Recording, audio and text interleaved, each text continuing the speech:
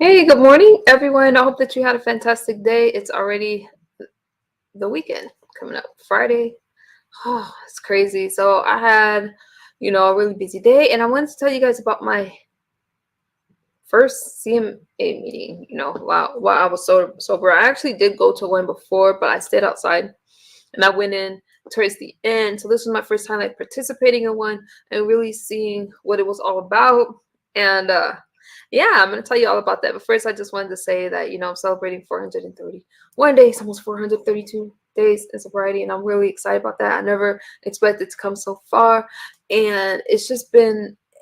It's I don't know what to say about it. Now I don't know who the hell said that sobriety was supposed to be fun or recovery is fun, like somehow magically everything falls into place. No, that's what I'm learning right now. It takes a lot of work. It takes a lot of work, and there's good days, a lot of bad days. So with that being said, I'm gonna just get right into this commentary. You know why? Because I gotta get up.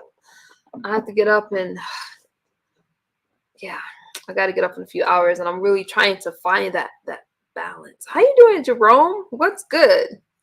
I just want to tell y'all really quick what it was like to go to this CMA meeting, which is Crystal Meth Anonymous. And I'm going to edit some videos because let me tell you something. It was just interesting. Let me tell you about it. So I went to this meeting, right?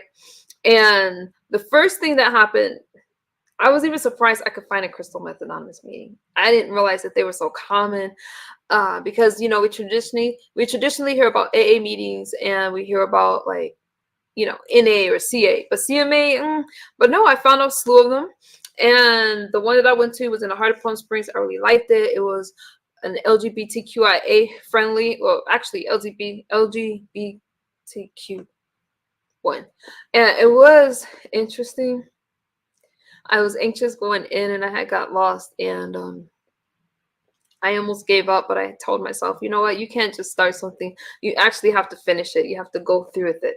Now, thanks to Demetra, I've been introduced to the online world of the 12-step meetings and stuff like that. But this was different. This was different. I could tell you that's good. I like that, but I really, really liked going to the meetings and connecting with other people. And I thought it was really interesting that a lot of the people had, so there was the speaker had 20 years like in sobriety, right? And he spoke about how like somehow at the 20th year it was y'all quiet. I ain't gonna be here too long because I don't know what y'all think about. The 20th year, it brought new changes. It was difficult, and there was somebody else that spoke after the lecturer that talked about the 20th year, and so something about it. So here I am thinking, why am I having all of these feelings at 432 days, almost 432. And now the meeting did teach me that I'm going to be fighting this for a long time. And it was just interesting. I was the only woman there, the only black person there. So, sitting there as a black woman, I'm like, oh my God. I didn't really even think about it, but as I was observing the room, I was looking at it and I really, really liked it, I have to say. So I'm looking forward to another one today. I got some pamphlets because I'm just trying to educate myself more on what I'm going through, the feeling and the recovery process of it all. So I haven't read these yet, but I got Sober Toolkit. And I think you see how it says, y'all can't see it, but Crystal Meth Anonymous. Oh, so it has like 12-step traditions, abstinence. Oh, that kind of abstinence. Crystal Meth Anonymous suggests abstinence from all mind-altering substances. If we truly believe we are addicts, we must accept that any drug will lead us back into chaos. The first one is the problem. They had a lot more pamphlets. I didn't want to be greedy and take all of them, but I should have. We like one of each. We learn how to stay sober one day at a time. The truth is, we don't have to use it again no matter what. That is just interesting. So I'm definitely going to spend some time reading that stuff. And this is me, the newcomer. Okay.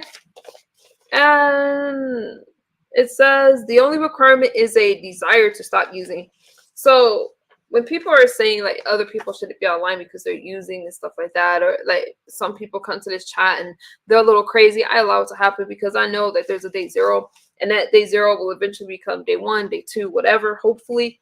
And so I definitely want to one day be able to talk to newcomers. So I just got this. I'm just going to read some of this to you. Okay. I'm just going to read this one paragraph. Why am I shy doing this stuff? I'm telling you, it's just something inside of me really woke up when I walked into that meeting. Can I recover? There is a solution. Our experiences may differ externally, but internally we believe that they are very much the same. Many of us that had been arrested, lost our jobs, and the trust of our family and friends now lead productive, honest lives and purposeful lives. To do so, we place our sobriety before all else and remain open to the spiritual life. If you want what we have and are willing to go to any lengths to get it, then you are in the right place. We encourage you to stay close to the CMA fellowship and experience recovery with us. So I don't know. How can I stay sober? Attend meeting. Hi, Gina.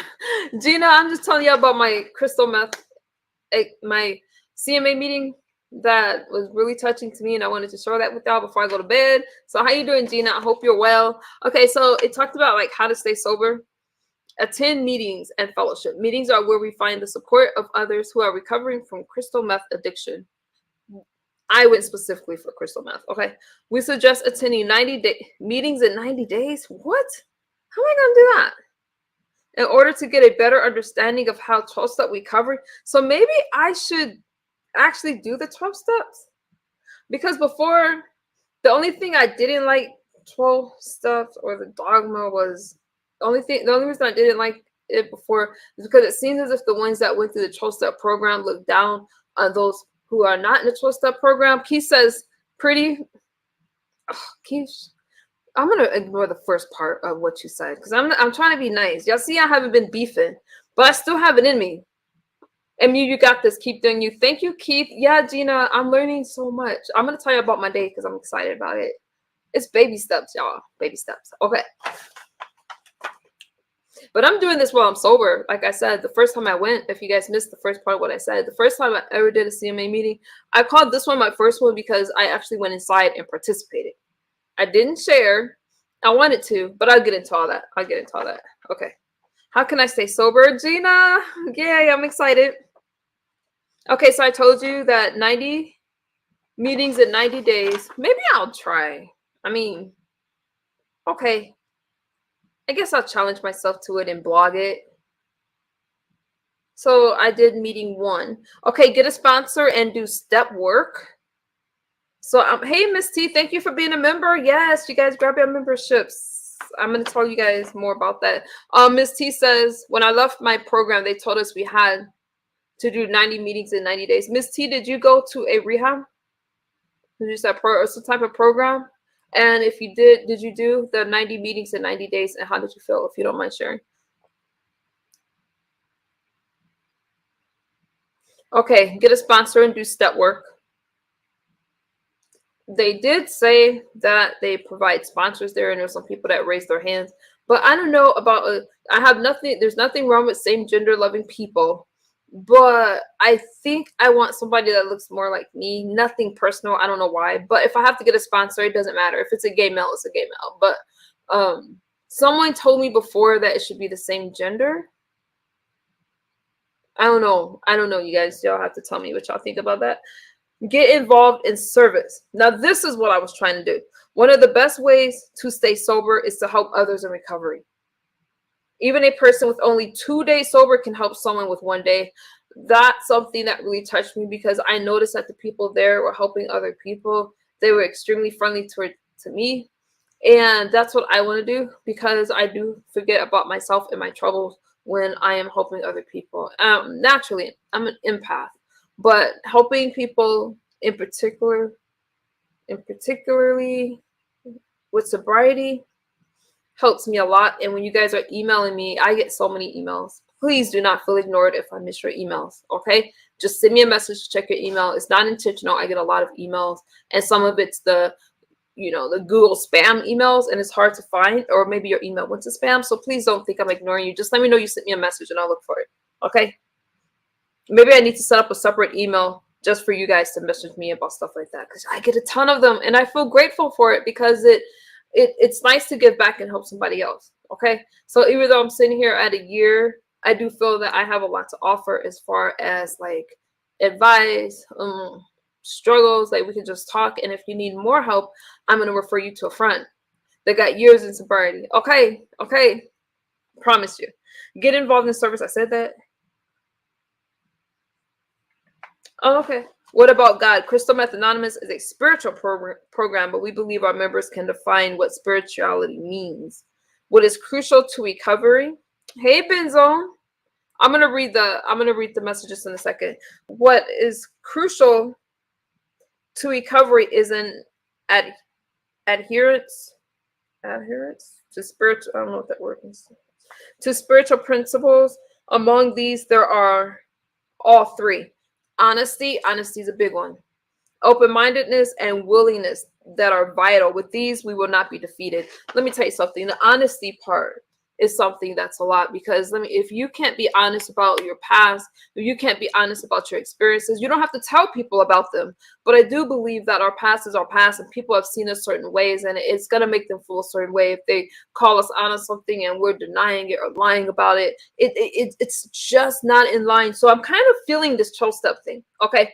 Because honesty is huge, because as addicts, we learn to be manipulative, and it's not really intentional. I don't think. It's just that these are behaviors we pick up as we're using.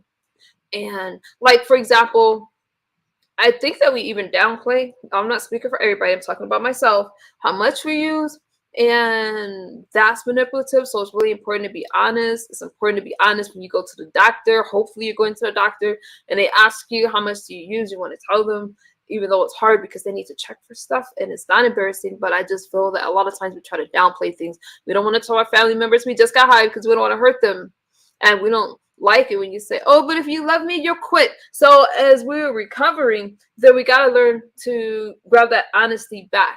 And I always consider myself a really honest person. However, there's some things I just didn't know. Like, if you would ask me if I was sober, I would tell you yes, even if it was only a few hours, because I felt that way. I honestly thought, I'm like, damn, I would wait a few hours before I jumped that line. And I'm not saying that because I'm like, I want you guys to feel sorry for me and stuff like that. It's more like I apologize because I really believed in what I'm saying.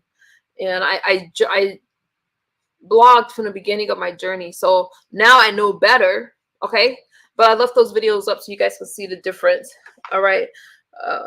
So I do believe in open-mindedness, because people are going to tell us things that might hurt, and we have to learn that it's no longer about us, that we can't just really get into our feelings. It's just best to be open-minded and hear what the other person has to say instead of always letting people take care of us, always having people tiptoe around us or make excuses for us because we don't have our shit together and they think that we're good people. We are, and we don't want to fail, but that's actually enabling. You gotta let the addict experience life. If not, then it's enabling them. Like, if they're supposed to be at work and they don't show up, I just suggest not calling, making excuses, because if you keep not letting the consequences happen, then it's harder for the other person to get sober. Okay, these are just things I learned. There's no judgment. I'm just telling you things that I have learned, and I have been studying a lot. I've been in classes, and I'm telling you guys what I've experienced. And it's not because your family member is trying to be an enabler. They love us, okay? Our friends love us, but these things are all enabling. All right, so anyways. Oh, can I read y'all one more part before I go on? So, do you guys see why I don't want to beef and fight with new people? I mean, sometimes it's going to happen. I'm going to bring some stuff up. But I've been doing these things all day, learning and studying and actually meeting people. And I'm going to put out these videos so you can see that I've really, really been putting on work on the streets, talking to people. When I went to the 12-step meeting, I was looking for new people. And I was able to speak to somebody that just got out of rehab that just looked so lost. And that was fulfilling for me. And just being out there for people. I also went back to a place where I used to, we'll talk about that later. And it was just a really different experience, I'm really liking it. And there's so much work that needs to be done. I can't wait to just get more involved. Okay. Can I recover? Let me read from the pamphlet. Okay. There is a solution. Our experiences may differ externally, but internally we believe they are very much the same. Many of us that had been arrested, I'm going to read your comments. Many of us that had been arrested lost our jobs and the trust of our family and friends, now lead productive, honest, and purposeful lives. To do so, we place our sobriety before all else and remain open to a spiritual life, which all this stuff is different for me, y'all.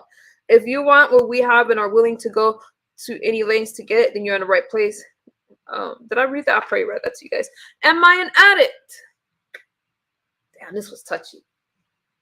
This was touchy. Okay. My answer is yes. But only you can answer that question. For many of us, the answer was clear. We cannot control our drug use. Our lives had become unmanageable. Have you ever tried to stop using crystal meth or your drug of choice or your action of choice? You know, maybe it could be an X addiction. Sorry, y'all know that's my dance for it. Or maybe it could be gambling. Fill in the blank. Okay, it may not be crystal meth. Cigarette smoke. I can't wait to discuss a discussion on quitting smoking and nicotine addiction. Have you ever tried to stop using crystal meth and found that you couldn't? Do you find that you can't control your use once you start? If so, you may be suffering from disease of addiction, and the Fellowship of Crystal Meth Anonymous can help. I believe Crystal Meth Anonymous was started in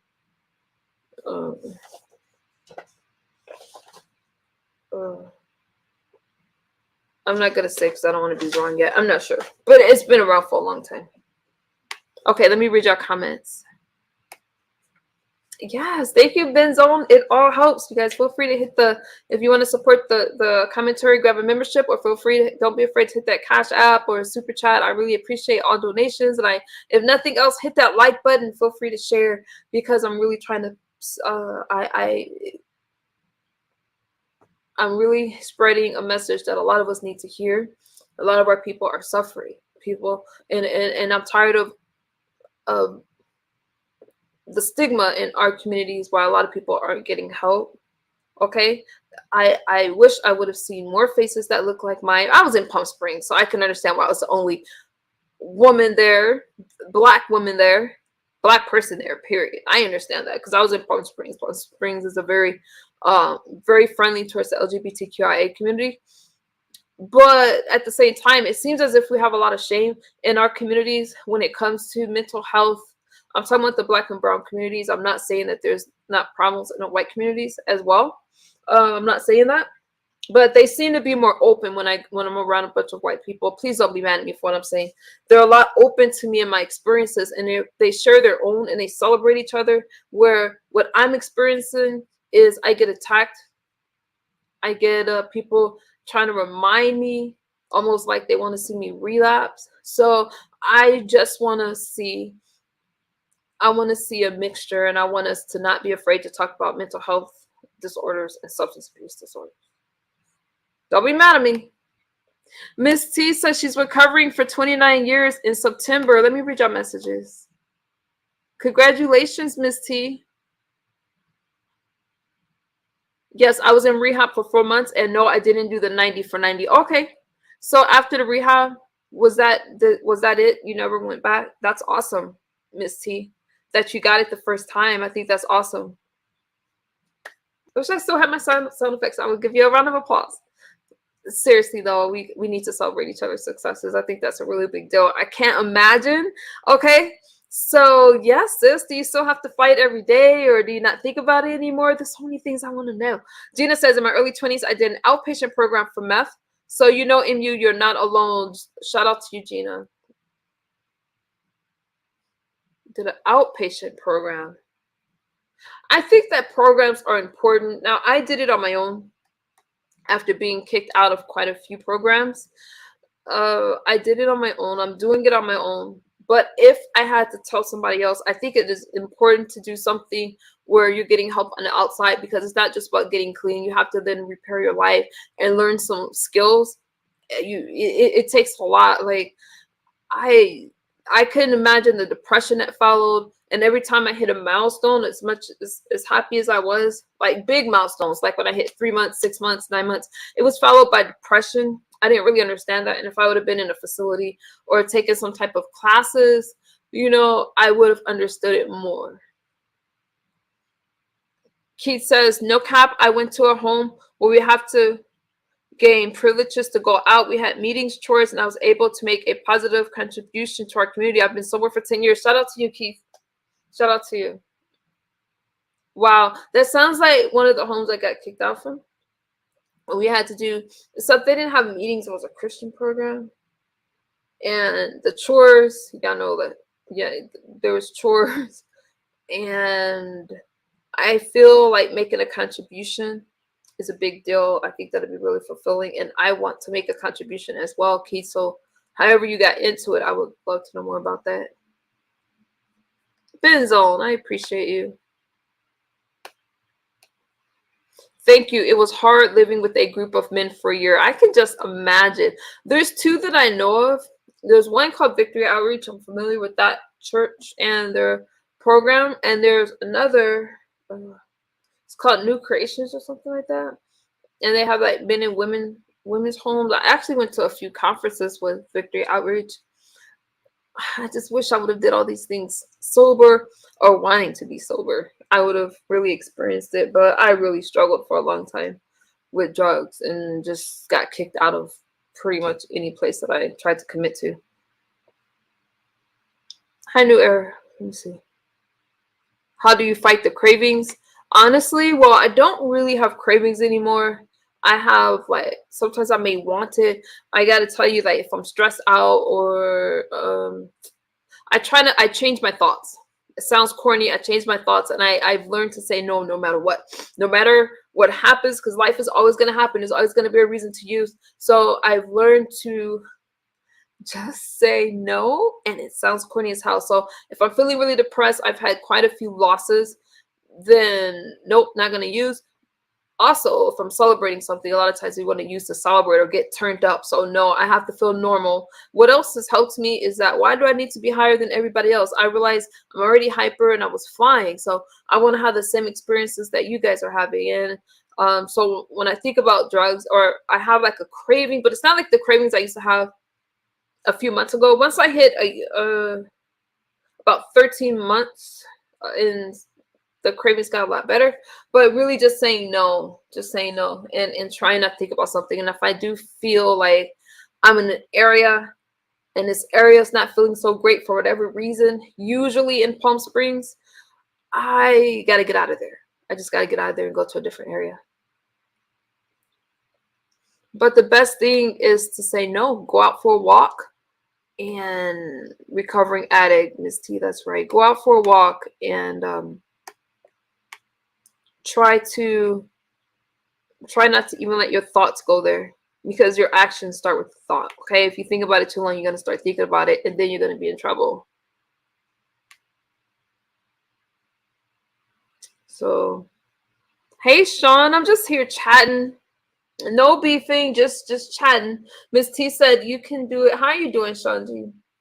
Miss T says you can do it too, MU.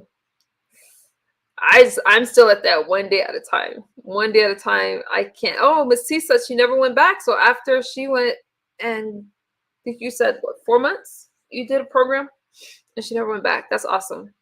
Yeah, I'm not there. I just have to take it 1 day at a time. But that eventually, who knows? We'll go. Let's just get to 2 years. Let's go for year number 2. I honestly thought that I was really doing something with the year, and I'm not putting that year down, but these people at this meeting had like 20 years, 10 years, 5 years, right? I don't know. So I spoke to the person that just came out of rehab. Okay, I felt very comfortable. What was I gonna tell anybody? I'm like, yeah, I thought I was like in the clear, but listening to them, no, that 20-year mark was trying for them. It made them like rethink life, and they said it was just tricky in recovery. They said that one guy said he goes to 2 to 3 meetings a day even with 20 years sober, and I'm like, how all these motherfuckers get 20 years sober? Oh, Miss T got 29 years. So it's possible. But everybody had to hit that 1 year to get to the 20-year mark. So I'm not going to look at it like that. But it made more sense. So now I understand why sometimes I'm feeling still anxious, and I'm really careful over my emotions and things like that. I understand it a lot more. But I sure can't wait till life starts falling back into place. Ain't gonna lie. Can't wait for that. It was hard for me to find a rehab in my city because I was pregnant. Oh, wow. And I also had 4 children. I wanted to go somewhere that would accept my children. So you found a place that would accept your children. That's awesome. That's awesome. That's good to know for other people that want to go into a program that have children. There was a place that I knew, you guys, but that was before the pandemic. So I'm not sure if they're even that New Creations place that I was just telling you about, the women's home. They took children. But again, I don't even know if they're still operating because a lot of places shut down. A lot of the Victory Outreach homes shut down in my area because due to the pandemic. So I got to find a different place. I was going to volunteer at one, but now I have to find someplace else that's closer to home.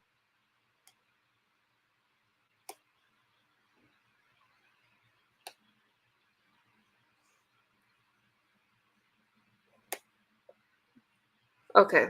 Okay. I think I'm caught up in your comments.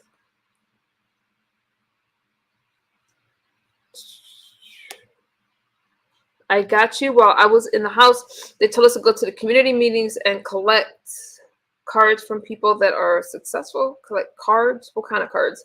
It started from there. You have a TV show, resources, and radio. Wow, Keith, you're doing it.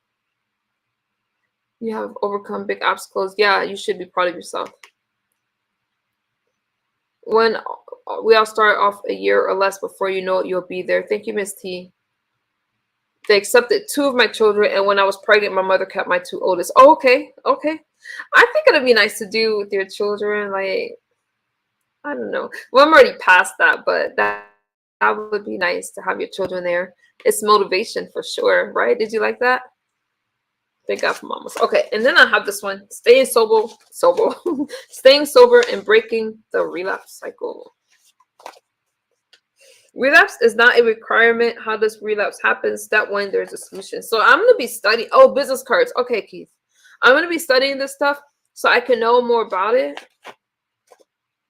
Now I have to tell you, there were some things that was hard for me. Like I am a germaphobe, so it's hard for me to grab stuff. Thank you, Denzel. It was hard for me to grab stuff. You know, I have a. Why is it so? Why is it wet? Okay, I can't be this way. I've gotta just be able to, dive in there and just keep a lot of hand sanitizer. I don't know why I'm like that. I'm just weird. Many people in recovery whose lives were ruined by meth pick up drugs again out of desperation. We are addicts. We're wired for using in good times and bad. That's what I was speaking about a little bit. If it should happen to you, if you relapse, don't give up. It may feel like the end of the universe, but it doesn't have to be. It can be a new beginning. Please, please come right back. Hey, 3K, how you doing? Please, please come right back. Relapse doesn't mean we will never be able to stay sober. It just means that we need to try again if we really want to live a life free of active addiction. So I have to study all this stuff. You see, there's so much. There's so much. And when I read, I want to be by myself because I need to really. I like to read things more than once and let it sink in.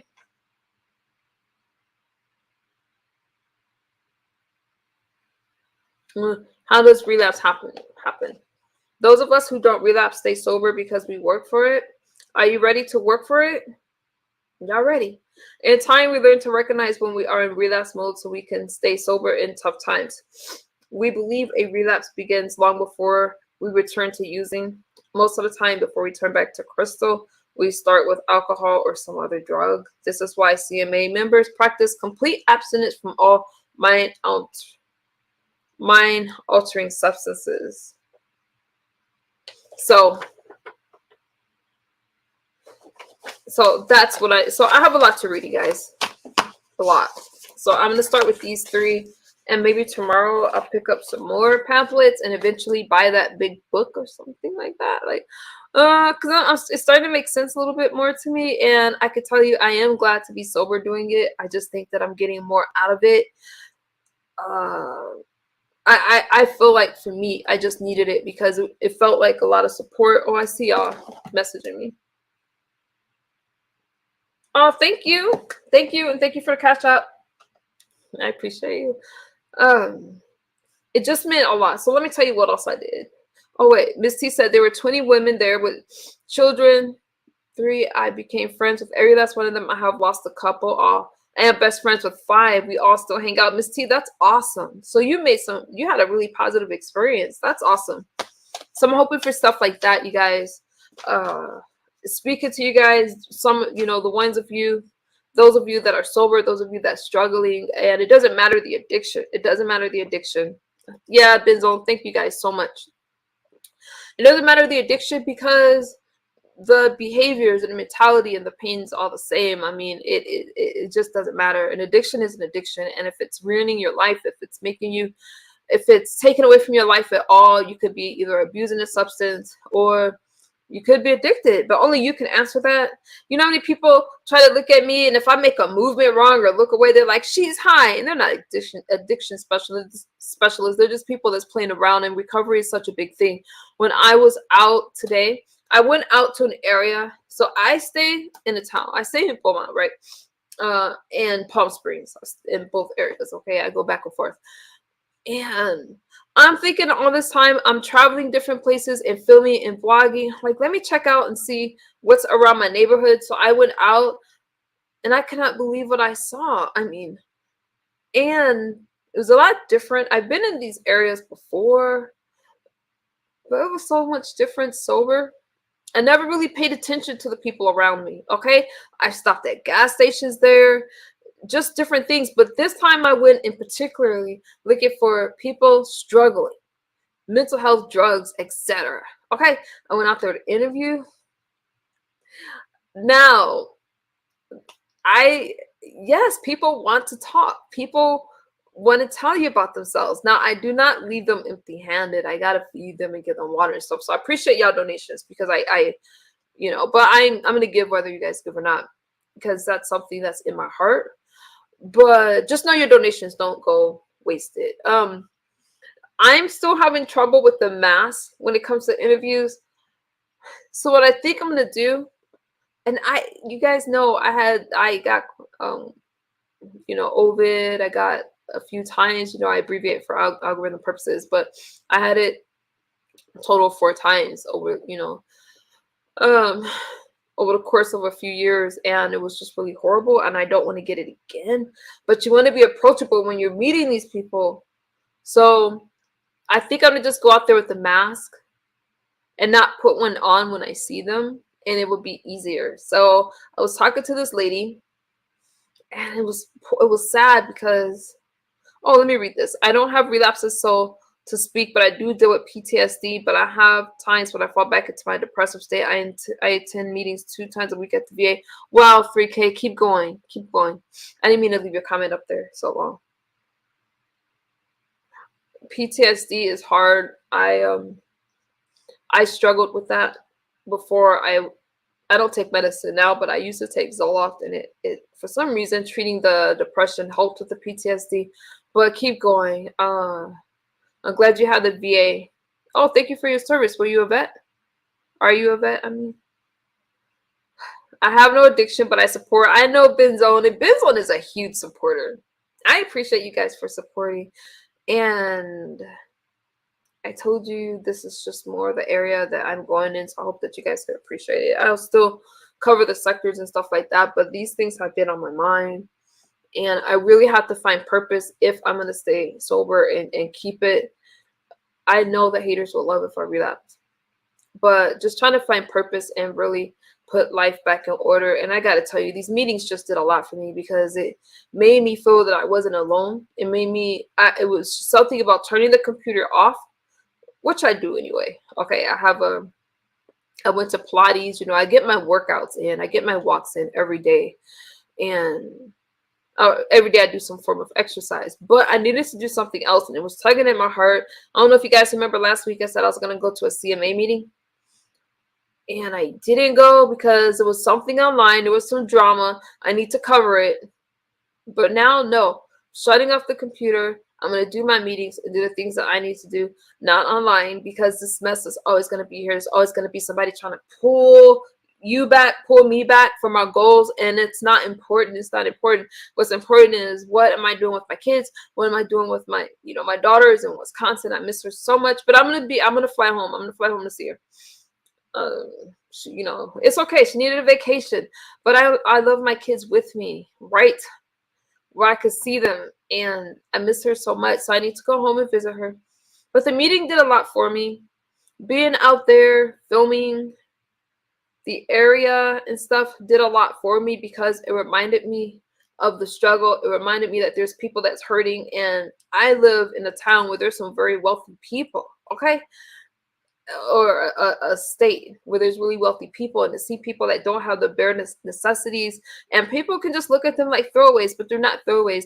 They were somebody's mom, somebody's daughter, and to see them so lost and out there. It's 120 something degrees in the daytime, you guys, or 100 plus. It's hot, and there's no place to put them.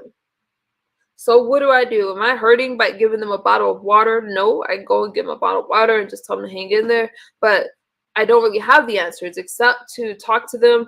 Cannot believe how many of them were just willing to give interviews. And then some people wanted to talk to me that I'm just like, no. I was really in particular just looking for women, okay, because I was just by myself, and that just meant a lot to me to be out there. And I said, hey, my name's Nicole. I'll see you tomorrow, okay? And she's like, okay, look for me. It's like, okay, so I can at least bring her a sandwich. You know what I mean? Just little stuff like that felt good. And they're so willing to talk about the addiction. They're willing to talk about like a lot, just because they feel ignored by a lot of people. And that to me just meant a lot, okay? So 3K, thank you for your service. Oh, you are a Marine. Oh, no, you're a vet. You're in the Marine Corps. Anyways, thank you for your service. Thank you. We had Marines on the ship that I was on. That was a really cool experience. You guys kept your uniforms way neater than we did. I don't know.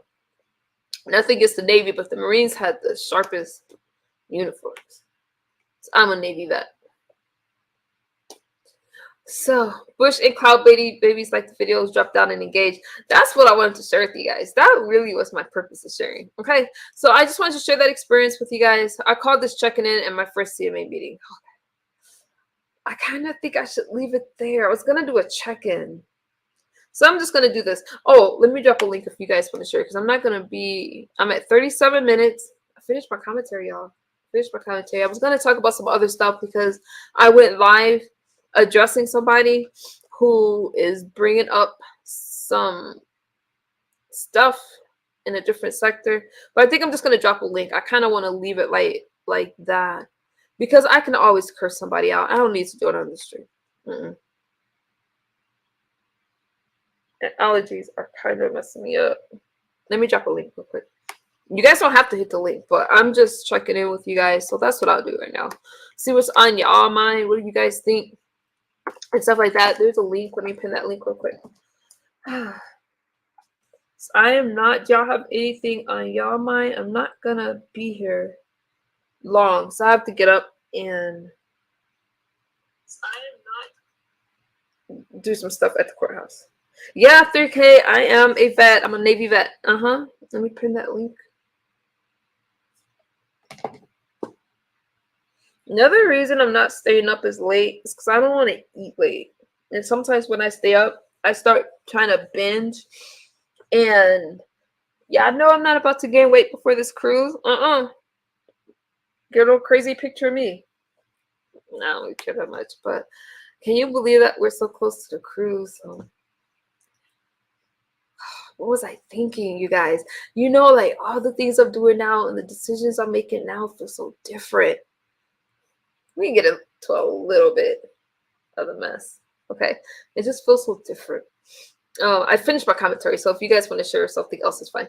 It just feels different. Like I keep hearing people talk about all these things. Like, all right, so you guys know, I did a stream earlier because somebody was bringing up a situation with Shug and all those things and trying to really judge me in those situations and things like that. And I just find people very hypocritical. I'm not sure why people are trying to, why are they so angry with me about that experience with somebody that I wish that I never would have met? And it's just things like that where you're like, God, when are you ever free? So I think that if you have a situation with your past, you're gonna really, we all have a past, but you have some people that try to use that past against you or try to capitalize off of it in different things, and it's just really difficult. I cannot believe this lady that was trying to get close to me only to try to dog me out because she's trying to justify some things that Shug has done. And there's just a lot of people that really took advantage of me being under the influence, and all these people came into my life. And one thing about him, because he made everything so public, is a lot of people came to me under the guise of wanting to help with addiction, and it was just one thing after another. He truly put a mark on me when he was telling people how many, and I'm not saying to feel sorry for me or anything like that, but I'm just telling you what the fuck happened. When he went and said how much he stole from me, when he went and did all these things, and a lot of people, addicts, money, and just people came from left and right asking for things. And I'm genuinely a good person. I help people out when I can, and I never knew that there's people that would really want to take advantage of you. And the fact that he's on all these he's going all these places bad mouthing me now, and threatening to, invade my privacy. I'm just like, I'm wondering when people like Sister T or other people, as they're sitting there justifying this shit, trying to pick me apart, what's worse? Okay, let's say, so I listened to him, and he's talking about he picked up my children from school. He picked up my children from school. He's a liar. That one time. Okay, I was present in my kid's life, and he's so big on trying to paint me as this addict. And what he said, rightfully so, is that people were not going to care because all he has to do is try to paint me as an addict. So while him and Sister T are trying to judge me, trying to put me down, it doesn't take away from the fact that what's worse, using drugs or impregnating two 14-year-old girls at the age of 19?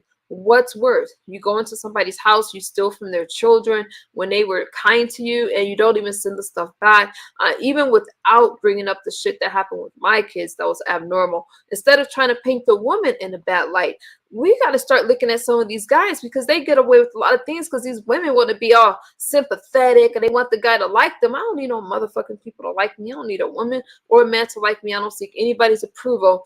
And all of these things I said a few years ago.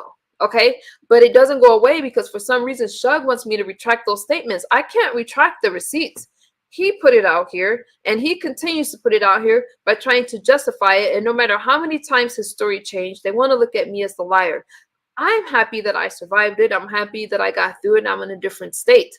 No, I'm not going to fall apart because Sister T is talking about I'm scared of her and all those things. She needs to just do whatever she's doing in her sector, because there's not a damn thing any one of them could do to me. Because the worst thing that anybody could have ever done to me was call CPS to try to get my children out of the house. They're back here, and there's not a damn thing that anybody can do about it, okay? But if you think I'm going to fall apart after everything that I've been through, I told y'all about my past. I'm not.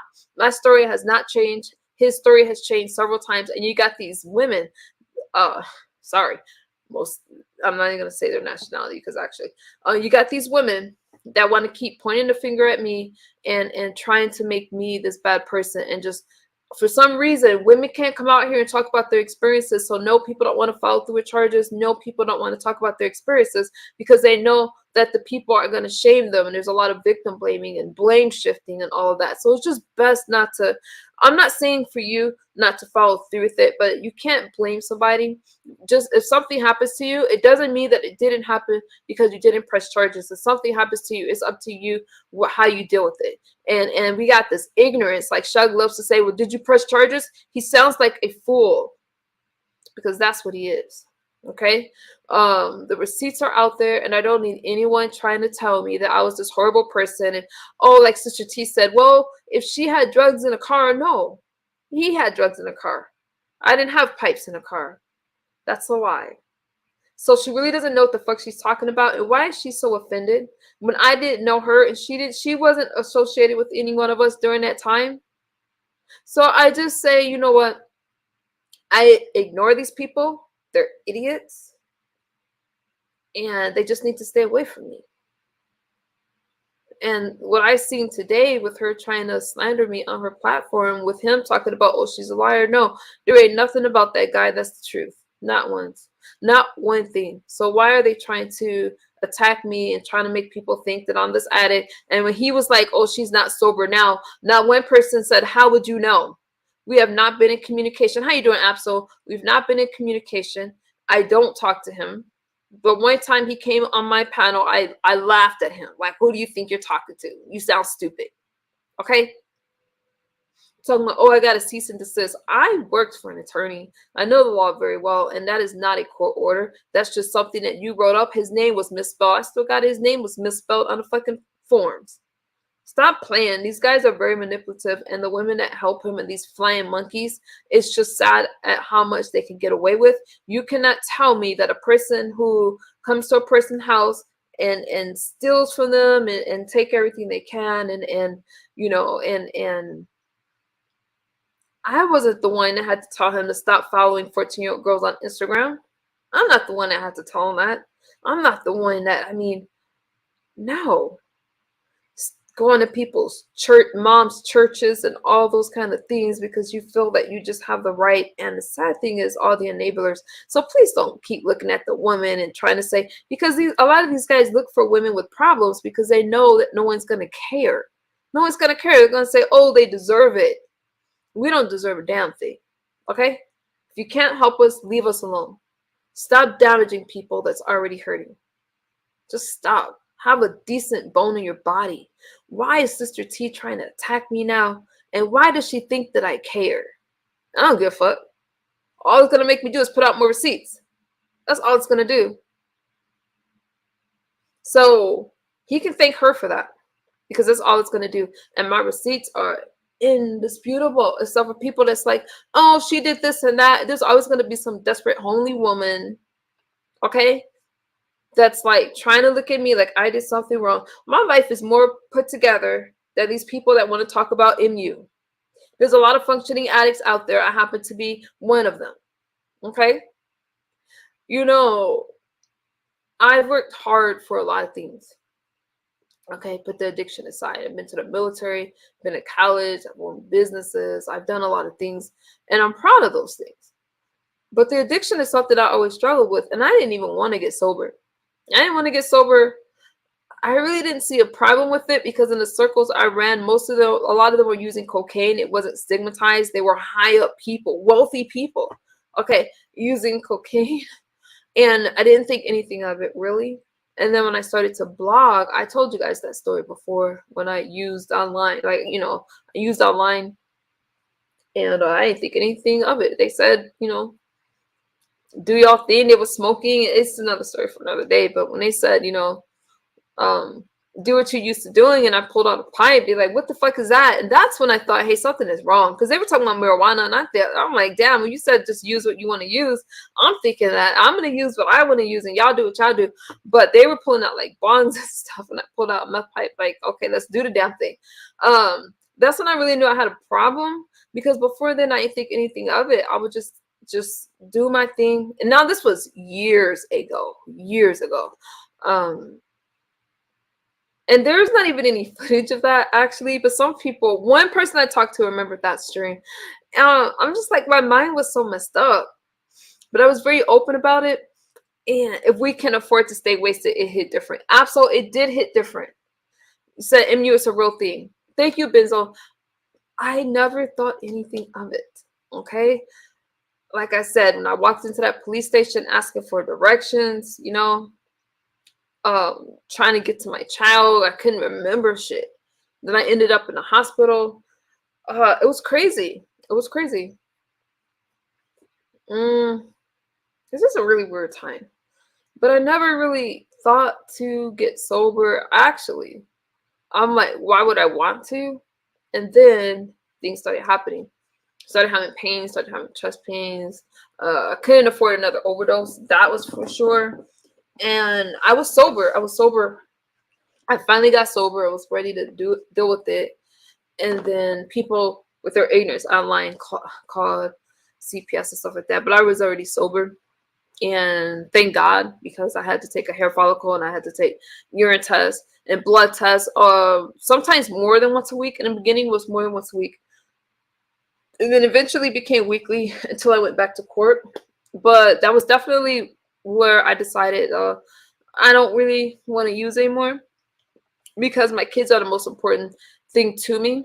I don't believe that people online really care about kids like they say, or don't drag the kids, or I don't believe that. Don't roast the kids and stuff like that. No, because anytime it comes to my kids, nobody gives a shit at all. So I don't believe those things. I know that people just say that to try to weaponize these causes against other people. Okay? That went, what's your vice? My vice was methamphetamines. So that went somewhere else. But I'm just going to say that I just find a lot of ignorance, a lot of hypocrisy online. And so that's why I'm doing things like going to meetings and starting to go out and interview and putting in real work to contribute back, to give back, because that's where it is. Because a lot of people, their life is online. And it's about who has the better image, and it's just fake. It's just fake.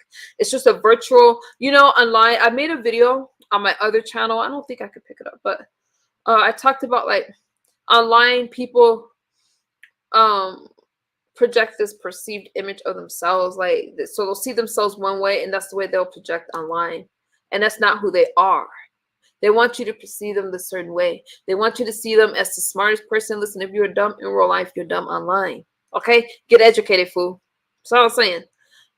There's a lot of ignorance, a lot of people that want to pretend that they're all of this stuff and they're just as messed up as anybody else. And the sad thing is they're misleading a lot of people, because the subscribers and the people that really don't understand this content creating stuff think that they're competing with this person, and this person is misleading them because they don't have the damn answers. Listen, you cannot be broke giving somebody financial advice.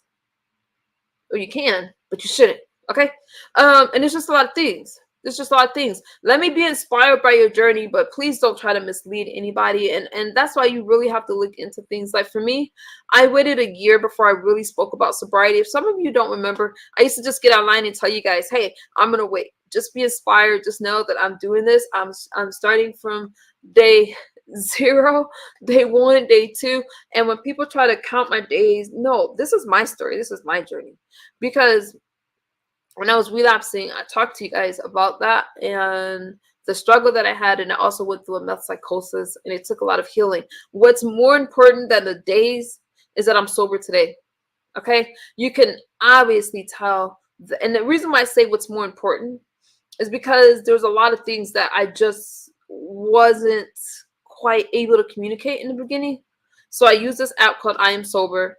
I'm religious on it. I put my relapses in there. And one day I plan on writing about, well, I journal a lot, but it has my relapses, my struggles, and all of those things in this app. I use it as a diary. I have a nice following on the app, so it's pretty cool.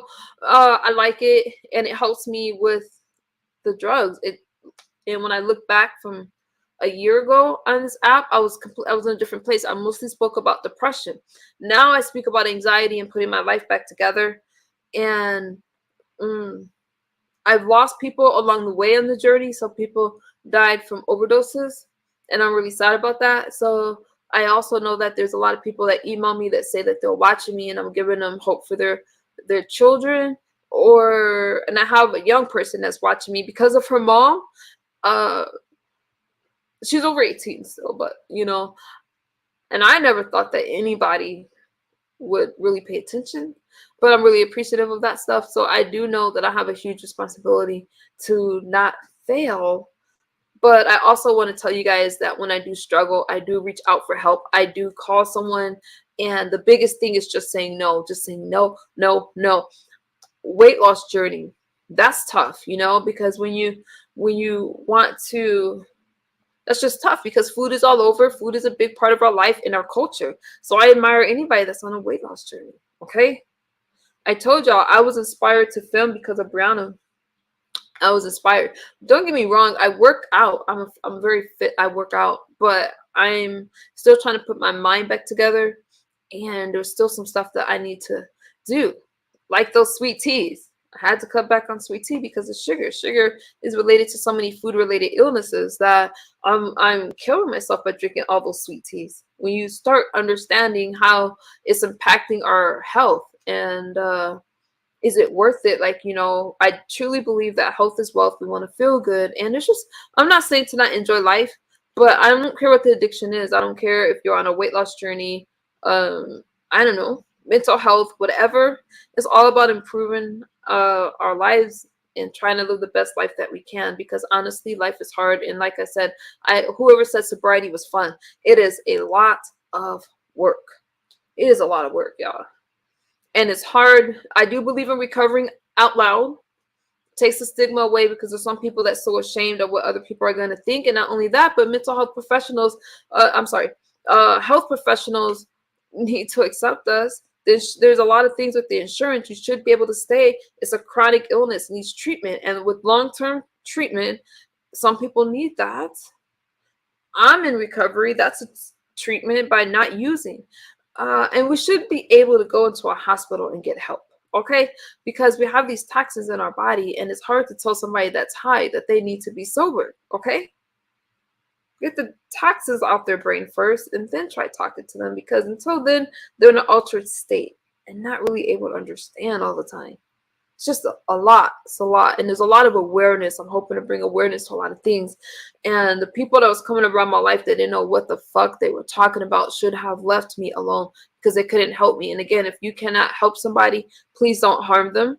And I'm not ashamed to talk about my experiences with other people. Does that excuse me? Does that mean that I didn't play a part? No, I should have been sober. I should have been sober, but I wonder, why are people placing so much responsibility on me and not that person that came into my life? I ain't just talking about Shug. I'm talking about many others that came into my life and want to be like, oh, she did this, she did that. The people that have came to me have all brought drugs with them. Okay? And you cannot tell somebody wanting to get sober that they're strong enough to say no to you. That's just unfair. So let's be for real and stop being idiots. The fuck over yourselves. I don't care how theatrical people get online, like, oh, misunderstood this and that, and they want to paint me in this bad light. But y'all know that I'm a good person. I have a good heart. And there was just some things that should not have happened. But by saying that, oh, it's all my fault, that's not going to solve the problem. And we got to stop covering shit up just because they're uncomfortable situations, or just because it's your favorite content creator or so-and-so, or maybe it's your favorite family member. Your person is getting abused in their own home because people want to cover up for whomever. There's just so many problems, and we got to start talking about it and having real conversations, or it's never going to get better. Do I like that these things happen? No, but some things are excused from a person's, since they were young. These behaviors are excused because people don't want to accept it, and they want to keep covering it up while other people get hurt, and they're told to just live with the pain.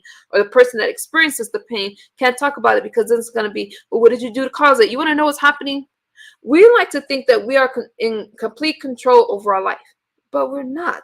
We want to think that if we're good people and we live this way, these things aren't going to happen. But that's problematic, because bad things do happen to good people. And you can do nothing wrong for something to happen to you. We need to stop with this. Well, she shouldn't have been out late. She wouldn't have got hit by that car. That's extreme. She shouldn't have been wearing that dress. She shouldn't have been high. No, they shouldn't have done it. A guy can be abused by a woman. Don't excuse the woman. Abuse is abuse, and conversations are hard, but we can't even have the conversations because you got so many people focused on the wrong thing because they're trying to cover things up. No, you are not in control over everything that happens to you. Yes, you could do harm reduction. Yes, you cannot put yourself in bad situations, but people that don't ever put themselves in bad situations sometimes have things happen to them. Okay? That was not me. Understand, when I was using, I was susceptible to certain things happening. Problem is, people can pick out broken people. Some people are drawn to broken people, and it's really important for a person that's using to get well, so you can help so you can be in control over your life. Yeah, accidents are, that happens, but you need to be in control of your life, regain control of your life. And when you're struggling with the substance, that substance eventually takes over if you have an addiction problem. Okay. Absolutely. Hey, Devin, I'm just talking about some stuff. And these aren't things that people like to hear, but I'm just feeling, I had like a light spark. Y'all know that light bulb moment? I'm telling you something. I don't know if I should have went to that 12-step meeting, because that 1 hour meeting taught me so much. And the online meetings have been teaching me as well, but it was something about walking into that meeting, in particular for crystal meth, that really did something for me because their lives were unbelievable. The amount of pain. One guy talked about, he was a young guy about to finish his bachelor's, and he said he was worried. He had about 4,000 to his name, so he's struggling some, but not 4,000, but 40,000 to his name. And he said that when he graduates, he's worried about using because of the amount of money that he has, and because he wants to celebrate graduating and just stuff like that. It was just so real because at the end they ask if you want to share, if you have like a crisis, like if you're gonna use, like they called it, like I forgot what they called it, but it was like crisis. And so he raised his hand. I wanted to raise my hand for some reason, but I didn't really have anything to add. I just wanted to raise my hand because they kept saying, raise your hand if, and I just felt like raising my hand, but I didn't have anything to share. Okay. We got different clutches, but each one teach one. I'm an alcoholic pothead that has never needed 5 on a bag. Hey, Absol. Hopefully, keep doing this MU, this low-key counsel. Absol. Well, you know what, Absol? Just hang in there. It's not easy. But it's just worth it. Hey, brother Law. Peace and blessings to everyone that's live feed this morning. Good morning. Good morning to you, brother Law. Vince, I've seen her evolve. She was down a year ago. She hit different now. I see her. Yes, a year ago, it's just so different. And you guys, I feel like this. Even though I do share some things from the past that come up because I'm public and it's gonna come up, I want to use those experiences as teachable moments. So even though I talk about things when it comes up, I'm looking at the way that I really didn't understand because I was addicted, and just the pain that surrounds it. It definitely affects the family and the community. I did not know that. I honestly thought that I was using and only hurting myself. Now, I didn't realize, oh my goodness, when I left my condo, I had to clean all this stuff out. I mean, there's just things I didn't realize. With the drug, you have to make sure everything's clean and stuff like that because of paraphernalia. You are only presenting a part of yourself to your family. So even though I was a good mom, I did a lot for my kids, but was I 100% present? I can't say that because the drug has you all messed up. And as I was using later, I had to time going places like, okay, I can only be gone for an hour because I'm going to start getting sick and I need to get back to the drug. And then eventually, later I had to start I just couldn't go that far. And that was like hard because I felt like a prisoner. Like, damn, I gotta run home and use. That was a horrible feeling. So if I went to the store, I'm like, okay, I had to go to the store and get back real quick so I can use and then cook. It was really a horrible life, and I'm just keeping it real. I don't know, maybe people are gonna look at me like I'm a bad person, but that's just what it was. And then I had to add alcohol to that to get a higher effect. Some people think alcohol bring you down if you're on meth, but it creates a higher effect, a different effect. And that was so hard on my body. My skin got really bad, and my vision, I didn't expect my vision to go like it did. My teeth was hurting all the time. My body was hurting, and I got to a point where just working out was painful. I still did ballroom. I still was functioning. I still would go out and do the things that I needed to do. I believe in being present and showing up. But before I quit, like before I made the decision that I was never going to use again, I went through a really, really horrible withdrawal. And so I do understand why some people don't want to go through that, because that down period on crystal meth is really bad. And I've also been in places where I've helped people kick alcohol and pills, and that is a nasty withdrawal as well. I wasn't expecting that. I was in a place, I should have been committed to the place, but I was volunteering in a rehab home, and then I volunteered in a Christian home, and that withdrawal was so bad. Never seen anything like it. Never seen anybody kick heroin before. That was a tough withdrawal. I didn't know how to comfort them, and I would try to massage them and stuff like that, and they would kick a lot. Like I don't know if that's where the term kicking drugs from, but they would literally have to kick, and I just felt so bad because I couldn't do anything about it.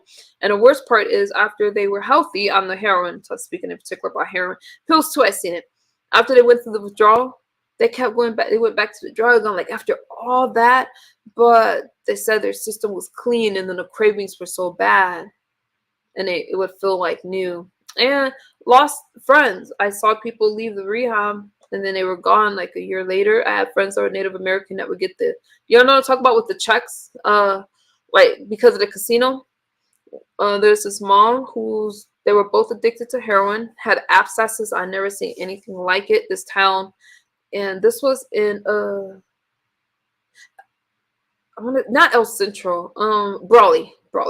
So I went over there to try to get some spiritual healing, y'all, and I volunteered in this place. And the mom left.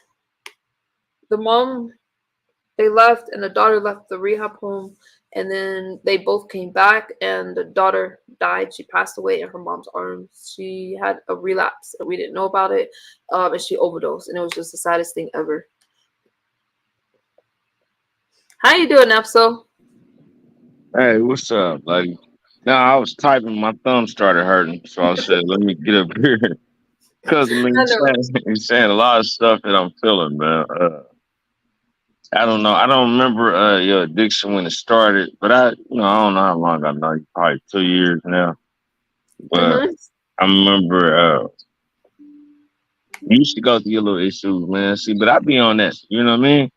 You got a different addiction than me, but shit, alcohol is my vibe, man. You know what I mean? Alcohol became my vibe after marijuana because I got on papers. I had to get on papers when I went to prison. You feel me? Mm-hmm. So I had to change what I did because I had to drop. People don't know why people change to different spectrums. Like, you're not a broke woman. You hear me? When I Okay. say things, go ahead, buddy. No, just saying okay to Benzo and agreeing with Zero. Hey, Zero. Good seeing you, Zero. Oh, my bad. I can't even see the chat. But It's yeah, okay. Go ahead. hey, what's up, chat? I'm sorry, y'all. But yeah, I'm gonna make it quick, man. But yeah, but I You're mean, good. when I say things like you can afford to stay wasted, man, I'm not talking like people is rich. Nah, man, but I'm not that dude sitting outside asking you got $1 or 2 to give me a beer. Nah, I'm going in there and buying that whole 30 pack. And I don't even drink beer. I'm just making an example. You feel me? I'm gonna go in there and get that Ciroc bottle. You feel me? And when I'm smoking, I'm going there and buy that whole box of blunts, not the box. I want the whole box. Can I get the crate of the blunts? Here. I don't want to see y'all till next month. I'm talking in my lingo because see, I drink liquor, so I can look over and see 2 or 3 pints around my crib right now, and then I can look up and see I got edibles and I got shit that I could bust down and roll up, and I got a little one that I already just rolled up. I'm about to spark up right now while I'm talking to you. But see, this is called afford to stay wasted. That don't make it okay though. Well, It's um, called functioning addicts. Functioning. I don't need your help to get my shit. Now I ain't talking about you. You get what I'm saying though? You get what I'm saying to you? I get what you're saying, bro. Yeah. When you got your money to get your shit, you don't need nobody. We not hurting nobody but our body. You hear me?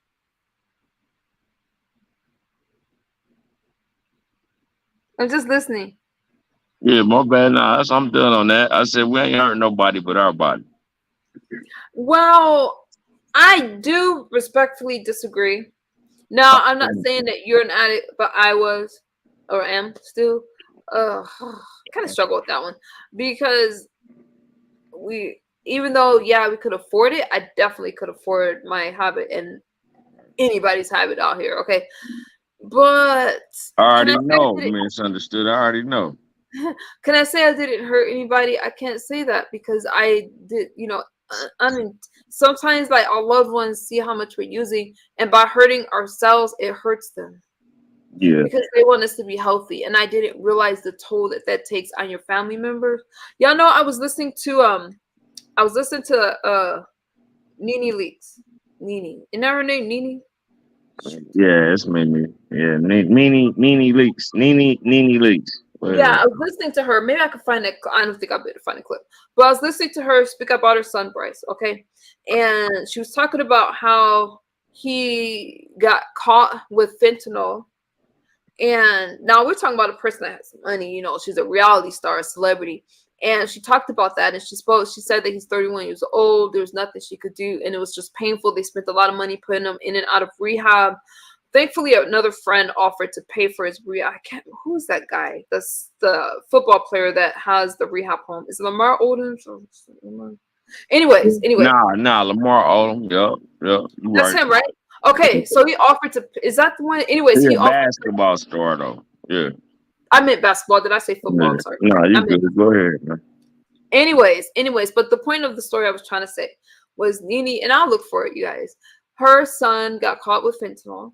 Okay, and she said that he struggled with addiction. She was very open about it. She was like, as a mom, there's nothing she could do. It it hurts her, but now she became numb to it. And you want the best for your child, but at 30 something years old, there is nothing you can do, and he has to want it for himself. And I just listened to her speak about it, and I was like, wow, that is so real. I wish that more celebrities would speak about their children on drugs instead of trying to cover it up. And I just give her a huge shout out for that. You know what's crazy is that I'm trying well to find it while I you don't talk. Let me know. play that for you. I No, go be ahead. I'm gonna try to find when it. I had to go to my drug classes. See, I had to go to drug classes like everybody else does when they get in trouble with the law. Even though mine was just marijuana, I had to go to SATOP. I had to do all them class. I had to watch the ladies come in there talk about their kids getting killed in car crashes. You hear me? I had to go do all that. You feel me? So I understand. I don't relate as well as you said. What's your thing? You said meth. What's your preference, MU? What was your Oh, preference? meth. Meth. Yeah. See, nah, I don't. I never. I say. See. Yeah. And anybody that know me be like, see, I say shit like, man, my car died out at the gateway. You hear me? Because everybody used to tell me when I was a kid, man, when I was young, when I was 14, 13, smoking weed, man, it's a gateway drug. But damn it, I've been at this gateway for a minute. You feel me? You hear me and Mew? I've been at this gateway for I hear you. I'm trying to find this timestamp of when. Yeah, go ahead. I'm listening to you. no, Hey, free spirit. I'm sorry, I'm talking shit. I can't see your screen. I'm not trying to disrespect your chat. I can't see people. That's okay. I'm listening to you. Just keep talking. Nah, I just been at the gateway, man. Like I know what being able to get your own preference of drugs feel like and not worry about what nobody think. I really don't care what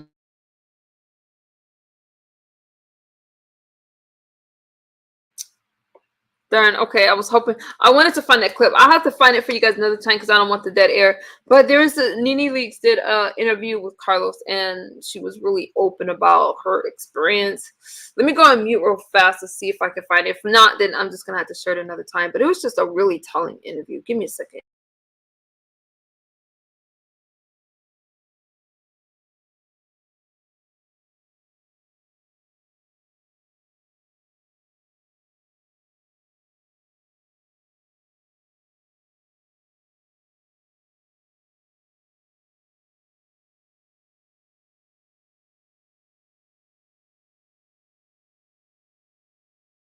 Okay, I can't have the dead air. I can't. Oh wait, here he comes.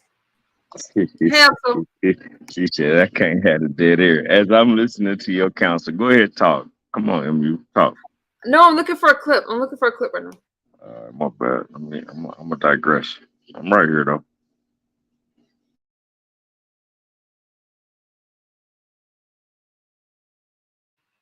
Well, if you're gonna be up here, can you talk? Yeah. Shut up.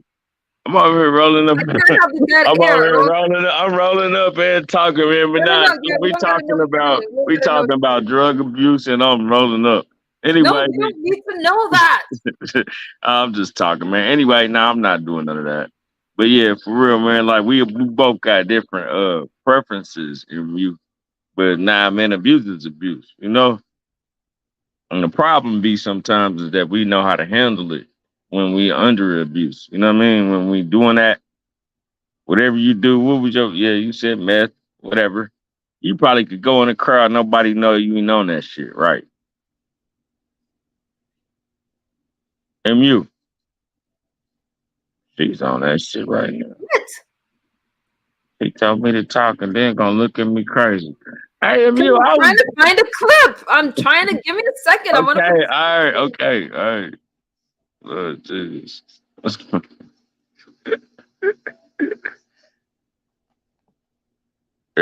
Y'all get y'all girl. And been on her fucking panel in years or months.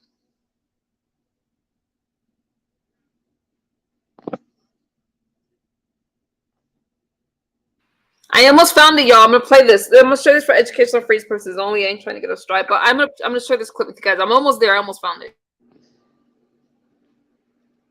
Yeah, the problem, man.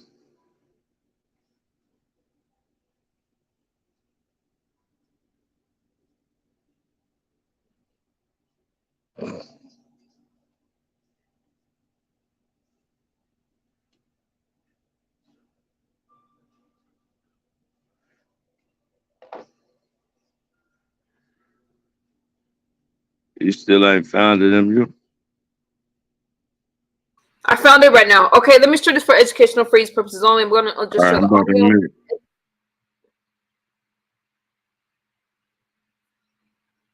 Okay. Nini Leaks exclusive chat with Carlos King part 1 is for educational purposes. I just want y'all to hear this and how real it is. Okay. This is by Carlos King. Oh damn. I don't know if I should play it or not, but I'm gonna play it.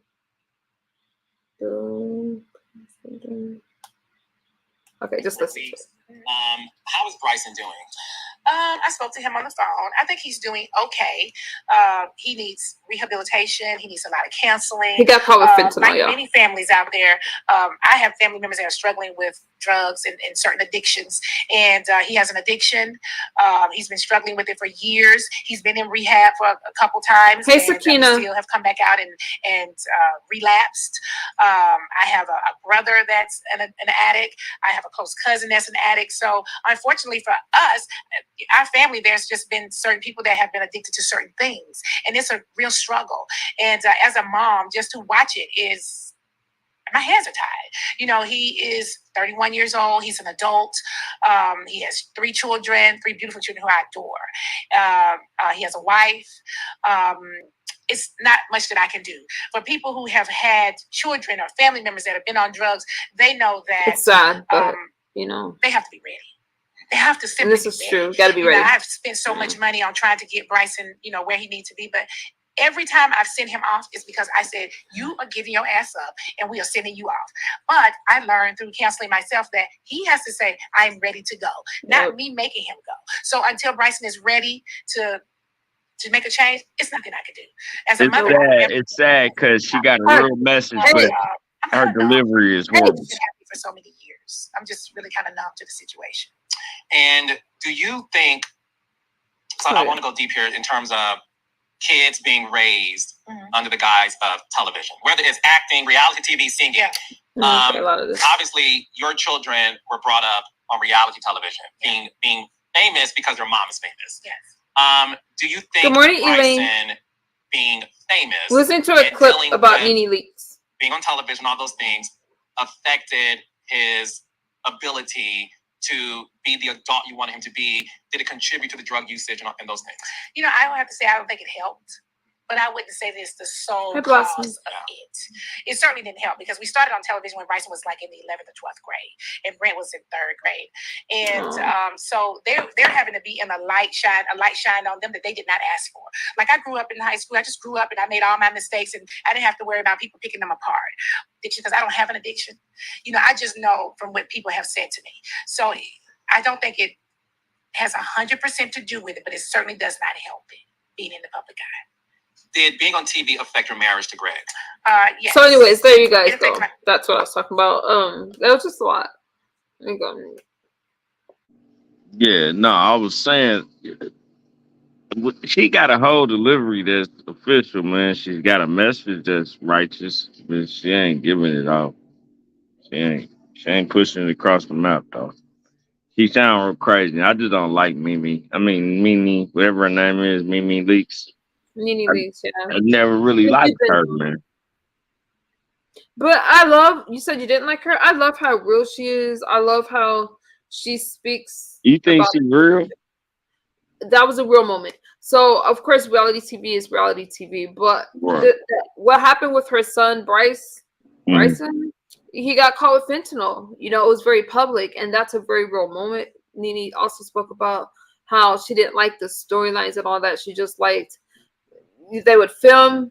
And if you're in a relationship, if you weren't, you weren't. And she felt like as the show evolved, then you had like the people doing things for a storyline. My thing is But I do feel that when she was speaking about her son, of course that was real. When she spoke about like, hey, she shouldn't have disciplined him on camera because that really hurt him and stuff like that. Those were real moments from her. But celebrities go through addiction, and I think it was great that she spoke about it. Yeah, most definitely. But I think that she caught a moment from that. When I'm saying that, MU, is that you tried to make, you caught $1 off of that. You know, instead of that, man, you wouldn't ever even heard me on no internet about this shit. My daughter would have been in the clinic, and we'd have figured this out before we even. She put him in rehab a lot of times, and I'm sure it was the best rehab. But there's nothing you can do if a person doesn't want it. I don't care what the rehab is. They have to. I bet you they paid her for that interview. Why shouldn't they have? If he made, I don't think so. The guy I'm not knocking you a CC, so now I'm getting in your lane. I apologize, but I'm saying though, with my kids, go ahead. Just stop.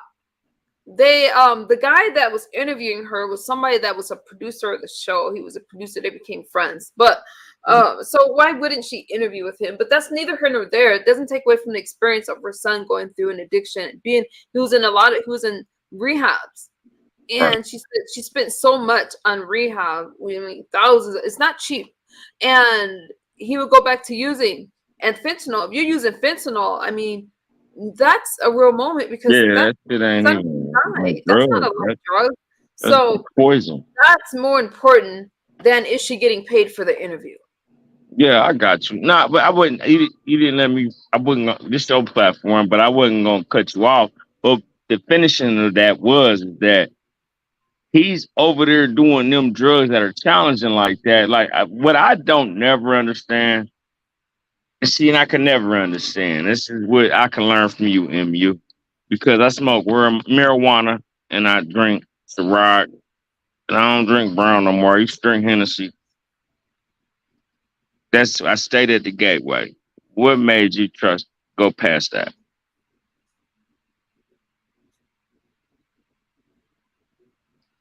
What you mean? What made you go past marijuana? Yeah, what made you go to hard drugs, man? There's a lot of things that led up to that. I still feel like addiction is an addiction, and one drug isn't better than another. But there are drugs that are more harmful. I was just introduced to it. Okay, I never started off with. What was your first? Let me ask you that. I apologize, man. No, I'm not trying to be funny with you, bro. I never play you. Absolutely, okay, absolutely. I know that, and I totally respect you. I'm gonna ask that when we have this conversation, you're not drinking or smoking or anything like that, because I want to never be on this motherfucker if I ain't high, though. I can't lie to you. I'm smoking while we talking. All right, let me ask you this, man. What was your first drug of preference? Because if I'm high or not, I'm more intelligent than a lot of these motherfuckers on this YouTube. Yeah, but I'm gonna answer this, and then I'm gonna answer this, and then I'm gonna cocaine was my first drug of choice. And you're gonna, you know what? Cocaine was my first drug of choice. You said you're gonna, you know what? What did you say? Why you said it? Yeah, Elaine, I understand what you're saying, but I still feel that that moment with her son was a very real moment. That was my purpose of it. Not so much the expose, but that moment with her son, and then when she's speaking out her marriage, I'm like, damn, that was a hard thing. So I'm not disagreeing, Elaine, about that. Nah, yeah, MU. Nah, I ain't Yeah. gonna disrespect your panel, but yeah, we do hit different, man. Cause yeah, that was your first preference. So I mean, we come from different areas, man. Mhm. You know, I don't. You did you go to a mass majority of Caucasian high school? I'm not here to do an interview. They said, am I, am I upsetting you? You're not upsetting me, but this isn't an interview MU kind of thing. Not right now. Sometimes I'm in a mood for it, but I ain't in a mood for it right now. I Okay.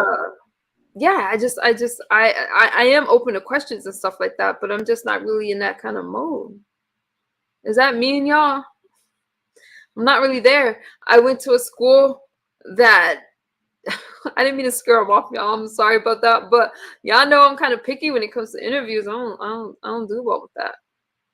Because when I'm sharing something, let me tell y'all something. I'm sharing what's in my heart to share at that moment, and not really. Yeah, but you guys can ask me questions. But for some reason, but I need y'all to be sober though. If y'all question me about my life, that's just respectfully. And if you're participating in the conversations, I just feel that when you're telling me that you're rolling up and stuff like that, it no, we're not gonna do that.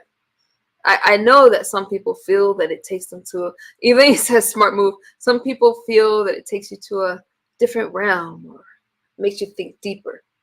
You're not about to be questioning me and you're under the influence on anything. I'm sorry. And there's functioning addicts. And y'all know I live in California and we do believe in Cali sober. When I say we, I ain't talking about myself. I never get on without a yeah, absolutely. It's okay. Just stay in the chat. Stay in the chat. Everybody got a you know what I mean? Let me tell you something. A lot of people sobriety looks different for everybody. It's about harm reduction. I know people that have kicked heroin and then they smoke weed and they can function that way, but they're not using heroin. It's about harm reduction. I'm not going to tell you guys that, oh, you shouldn't do anything. I'm not telling you guys that. For me, it's abstinence. But marijuana can be used for medicinal purposes. Okay. I'm not going to sit up here and tell you that it can't be. And then you have the ones in California, it's legal to use it recreationally on the state level. It's legal. And I'm not going to judge people like that. But am I going to sit up here and be it? No, But you're okay, absolutely. You're good. You're good. You're good. I mean, but if you're drinking and smoking and wanting to interview me, I'm already picky when it comes to interviews because I pretty much give that stuff out in my commentary and I talk about that stuff a lot. And sometimes I want to talk about it honestly, and sometimes I don't. I just don't. My main purpose is this, you guys. There was a point when I was first blogging. Absolutely, don't feel bad. You don't gotta apologize to me. You're good. Bizzle, there is a point, and y'all know there's some people that don't know me that will ask me for an interview that's different because you do like for me if I'm going to bring awareness to something I do have to go outside of my community, network with other people. But over here you guys pretty much know me, and sometimes there'll be something on my heart to share and it just flows, and then sometimes I'm in the space and people will start questioning me. Y'all see how that goes? It goes left. Y'all see what happened when Sister T was like trying to tag me to show up on her channel out of nowhere? I don't do well with stuff like that, you guys. I feel that it's already hard to share, and people will use your story to exploit it, to pick it apart, and to try to make a coin off of it as if it's their story. And don't ever feel bad about asking me questions. But just know that if I decline to answer, it's not because you're bad. Like I think bad of you. It's just at that moment I'm not feeling it. Okay, that's it. And you know your worth. Nini got paid. Why not MU? Right, Elaine. Hey, Uncommon Sense with Jose. I understand what you're saying, Elaine. I'm trying to look into that. I actually have been offered some I've been offered some stuff. You know, when I was getting offered to speak a lot, I only had 3 months sober, and I turned them all down because I didn't feel I knew enough, and I I was still experiencing a lot, just a lot. But now, Elaine, it's a lot different. So I understand what you're saying. I do. I am wondering what's next, y'all. What's next? There's got to be something more. I really need that sense of purpose and that fulfillment. I'm doing great by not using. Hey, dragons. Absol says, ain't no part of a content creator in my body. What the hell is that supposed to be? MU, I wasn't trying to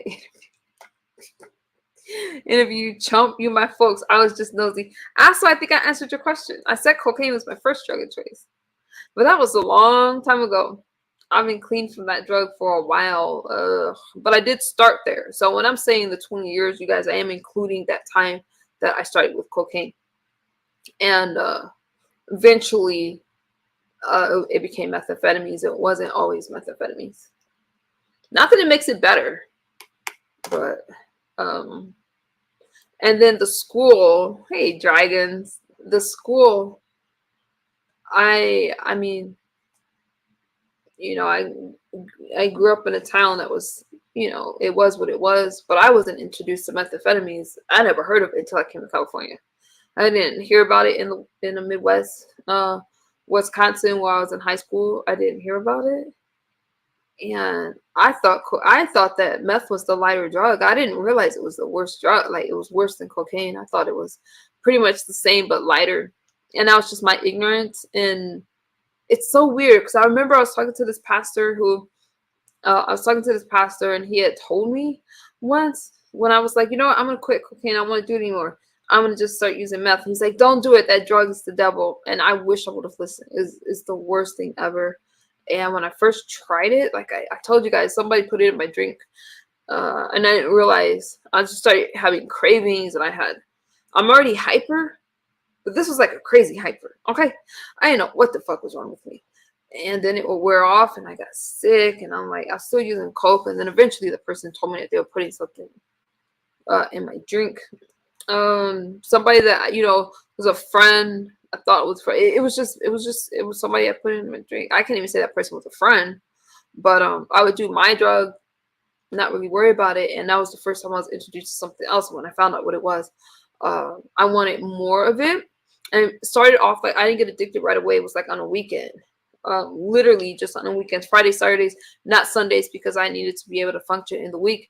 And then what happened was I didn't think I was addicted to it, but I started noticing I couldn't last the week anymore. And I had it. Okay, I can't go until Friday, so I'm going to start using on Wednesday. So I started to, and I'm just making an example. It could have been Tuesday, but I would start to use in a week. And then that's it. No more discussion. He will be okay. Oh no, this is just for myself. This is what I'm saying. I'm feeling it for myself. This is not because of Absol. Thank you, Elaine. And I've shared this with you guys before. But it's interesting how some people think, oh, if you use the first time, you're gonna get addicted. No, I don't think so. I think there's a lot of things that come into play, because I've heard some people say they use Coke and meth for the first time, just trying it, and they never went back to it. I remember one of my friends said they tried meth and they hated it because they couldn't sleep. I hardly sleep anyway. So thank you, Absol. I hardly sleep anyway. So, you know, but I don't like to talk about that stuff all the time. So sometimes I'll talk about other stuff, or I'll talk about sector stuff. I just can't, because sometimes I need a distraction. But you guys know. Oh wait, where's my ticker? Oh my goodness, I forgot. You guys know that there we go. My life is my testimony. When you look at me and you see the transformation, and you see that I'm trying and I'm communicating with you guys, that's pretty much my story. Okay, because this recovery shit is no joke. It's recovery. Hey, how you doing, Lawrence? Good morning. This recovery shit is just not a joke. And it's just interesting putting my life back together. I'm like, God, I'm just so much more aware. And I read somewhere that when you're in recovery, it's like learning how to do, they said walk again. I don't think they meant literally, but it's like learning how to, I'm not going to say walk again. It's learning how to do so many things. I'm going to say learning how to live again, because that's what it feels like. Okay. I was talking to my friend, and I was telling her that I felt sad, and she was like, "Well, this something had just happened," and she told me that I should feel sad because that was normal. I never thought about that because we're so used to numbing our feelings. Even when we're happy, we start using and we get happier. It's just a really crazy thing, and you have to learn how to accept these feelings. I'm not saying that you have to, but I highly recommend if you are struggling after, because the drug takes up a big part of our life. You know, we use it to cope and all kinds of stuff. Use it to relax, whatever. And then you have to learn how to function without it. And that's a very real thing. And if you are a long time user like I was, then you really have to, look at things and try to piece life back together and try to do things normally. Take your ass to bed, get up, eat, drink water. It's just weird. And I don't know how to explain that. It's like you're literally learning things all over again. Like, no, I cannot stay all day in bed doing nothing. Like I would work out and just do nothing because I really didn't have anything to do. So I need a structure. I need those boundaries, and it just helps me a lot. So, hey, Sinister. So what's up, Sinister? So I'm going on an hour and a half. Do you guys have anything else y'all want to share? That's pretty much. I hope y'all got something out of that because that's honestly where I'm going with things. It feels just so much better for me. And I told you guys, every time I'm distracted or somebody's trying to bait me into a fight or, whatever the case may be, what's going on right now. I've been in the black sector a lot. It's okay, Sinister. I just came to share real quick. I have to go to court in the morning. So anyways, those things just distract me. I want to put together this video, you guys. Maybe I'll do a YouTube short and show you what I found as I was interviewing people. Sinister Side, what's going on? Is there anything new with you? What's going on up in these streets? Thank you. Sorry, chat. Thank you. Yeah, Sinister. I got court in the morning. Yeah, I'll tell you guys about that I'll tell you about that. But I've been thinking of changing my name to Intrusive Salt, but I'm so used to Sinister Salt. Absolutely, you're good. I'm so used to Sinister Salt. Why would you change your name to Intrusive Salt? What's going on with you, Sinister? You want to come up real quick before I go? You don't have to be that quick. I'm just I want to edit these videos and maybe Tall Salt since I'm tall. Oh, you're just thinking of changing your name. Okay.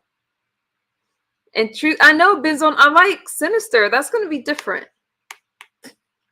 Intrusive Salt. Why are people calling you intrusive? I don't find you that way. Why are you thinking about changing your name? Tall Salt? Salty Salt? Zero, no. Zero, how you doing, my friend? Nah, you can go. I'll catch next one. Okay, Sinister Salt. Okay. All right, y'all. I appreciate you guys. Y'all got any final thoughts for me? They say I'm a disruptor. Who are you? Who says that? See, I have been over in the black sector, over in the well, y'all need to know. Y'all need to know because I'm not gonna give commentary on that stuff. But there is a lot going on. I caught a stream. I was listening to a part of Pizarro. I didn't realize that Pizarro did a late night stream. That was crazy. And that was crazy. I mean, yeah. But I titled this checking in my first CMA meeting, so I really didn't want to get too far off of that subject. But I'm just listening, and somebody that I was listening to was in recovery. I didn't really realize that because I'm like, we would bump heads a lot, and that just goes to show me that you really don't know. You really don't know what a person is going through. Like you could be having a normal conversation, and then it just goes left. You know what? I think I'll just play the clip for y'all. Just before I go, let's just hear a little. I spoke a lot about addiction and the CMA meeting and stuff like that. I'm at an hour and 40 minutes. Let's just listen to it, okay? I'm going to show this for educational for use purposes only. Because I was just like, it's just interesting how you could talk to somebody and a conversation is normal and then bam, just changes. Okay? And I have no problem with any of the parties involved. I'm just listening. Let's see how fast I can find it. Faster than the other clip, right? Mhm.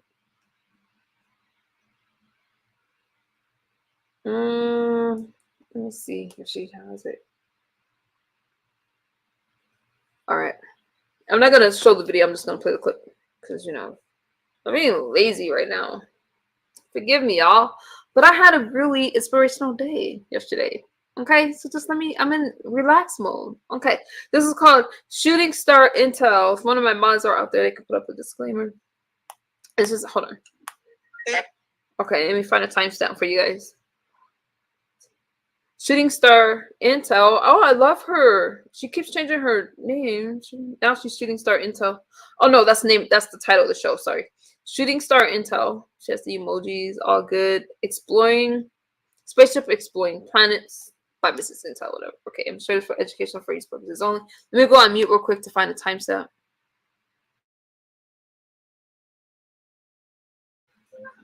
Okay, here we go. Yeah. Will you help us get out of the street? Bye. Yeah, bitch. I didn't even really look to see random crafting was on the panel. Y'all know I like me some random. The EXO, my shipmate, she's a shipmate. And then Pizarro. Okay, let's just listen. So EXO just hit the panel. Okay, let's listen. Yeah. Thank you, Zero. What's she calling a bitch? Yeah. Why is she calling me a bitch? Oh yeah. You like your dog? Pretty, See, right? starts off calm. Random went live after. Really? I think y'all need to see the clip, but I'm not gonna try to find it.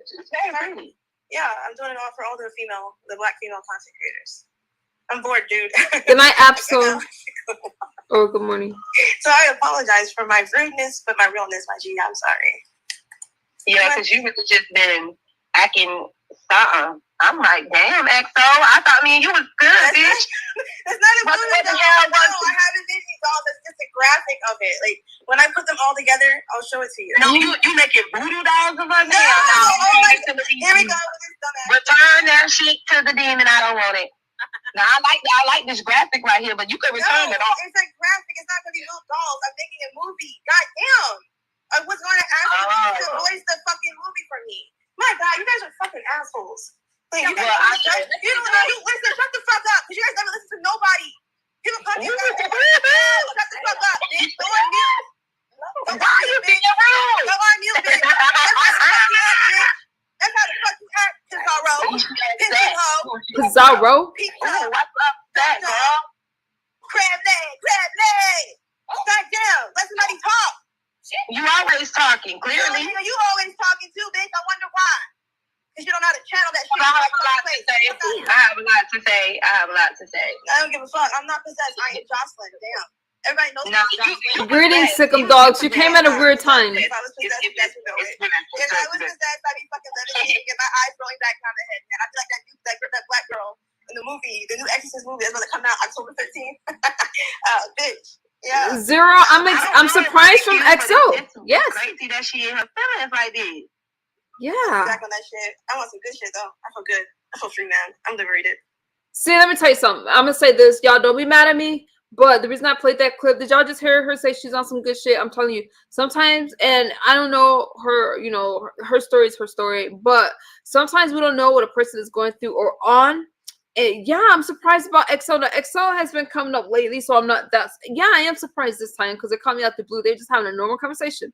But she said doll. Of course, we want to be thinking voodoo doll sometimes, okay? But I didn't really think voodoo doll, but Pizarro said that. But I don't think, sometimes people make voodoo dolls. Is that a bad thing? Like, I'm not into voodoo.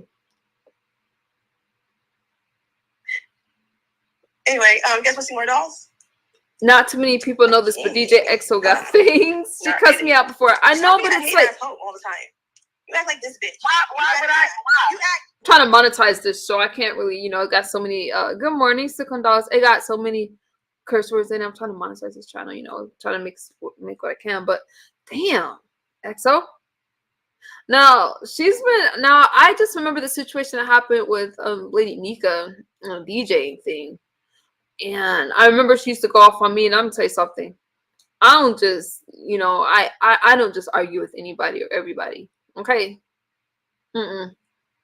There's got to be a reason I'm fight. If you fight with me, I'm gonna check you out first before I even or else I don't go down. Just not interested. Right. What's wrong with the dog? Just like this bitch, but you way better. You act just But like you look like it. But you look like it. Exactly But you like look you. like I made myself look that bitch. I'm okay with it. Well, I mean, that's you all over the That's why I place. cammed up You're over describing stayed up there. You're describing like the ass don't give me you. Don't give me you, honey. I don't give a fuck. You think I give a fuck? You think I care? Nigga, I had cancer. Yeah. I've lost my entire family. I'm trying to get my family back. There's other things I'm going through. You think I give a fuck about what you motherfuckers think about me? So And you think we care? You don't care. Sorrow. I'm not upset. I feel great. This is just me. I feel good. Good for you. You're full of shit. You don't feel good. You feel like shit. I feel good all over. Maybe you need to smoke a joint. Hey, twin, calm down, twin. Oh, she feisty tonight. Yeah, you like that shit though. When you No, just sit and have I mean, I really don't care. You're the one that's having the conversation. I could have sworn it's not me that's really going on. They ran for You came up here aggressive on me, girl. Yeah, Sinister. I'm not used to that. You've been aggressive on me since day one, and a lot of people that did nothing to you. So next, When? you get so mad when people do. You get so mad when people return the fucking same energy you give when they give it 10 times. No, I think that's the other way around, bro. You get fucking. I think that's the other way around. That was me. Yeah, that was me, but that's not me anymore. But I can be in that energy with you if you like. We can go skipping and dancing. You can tell your energy or not. It doesn't matter. It doesn't matter.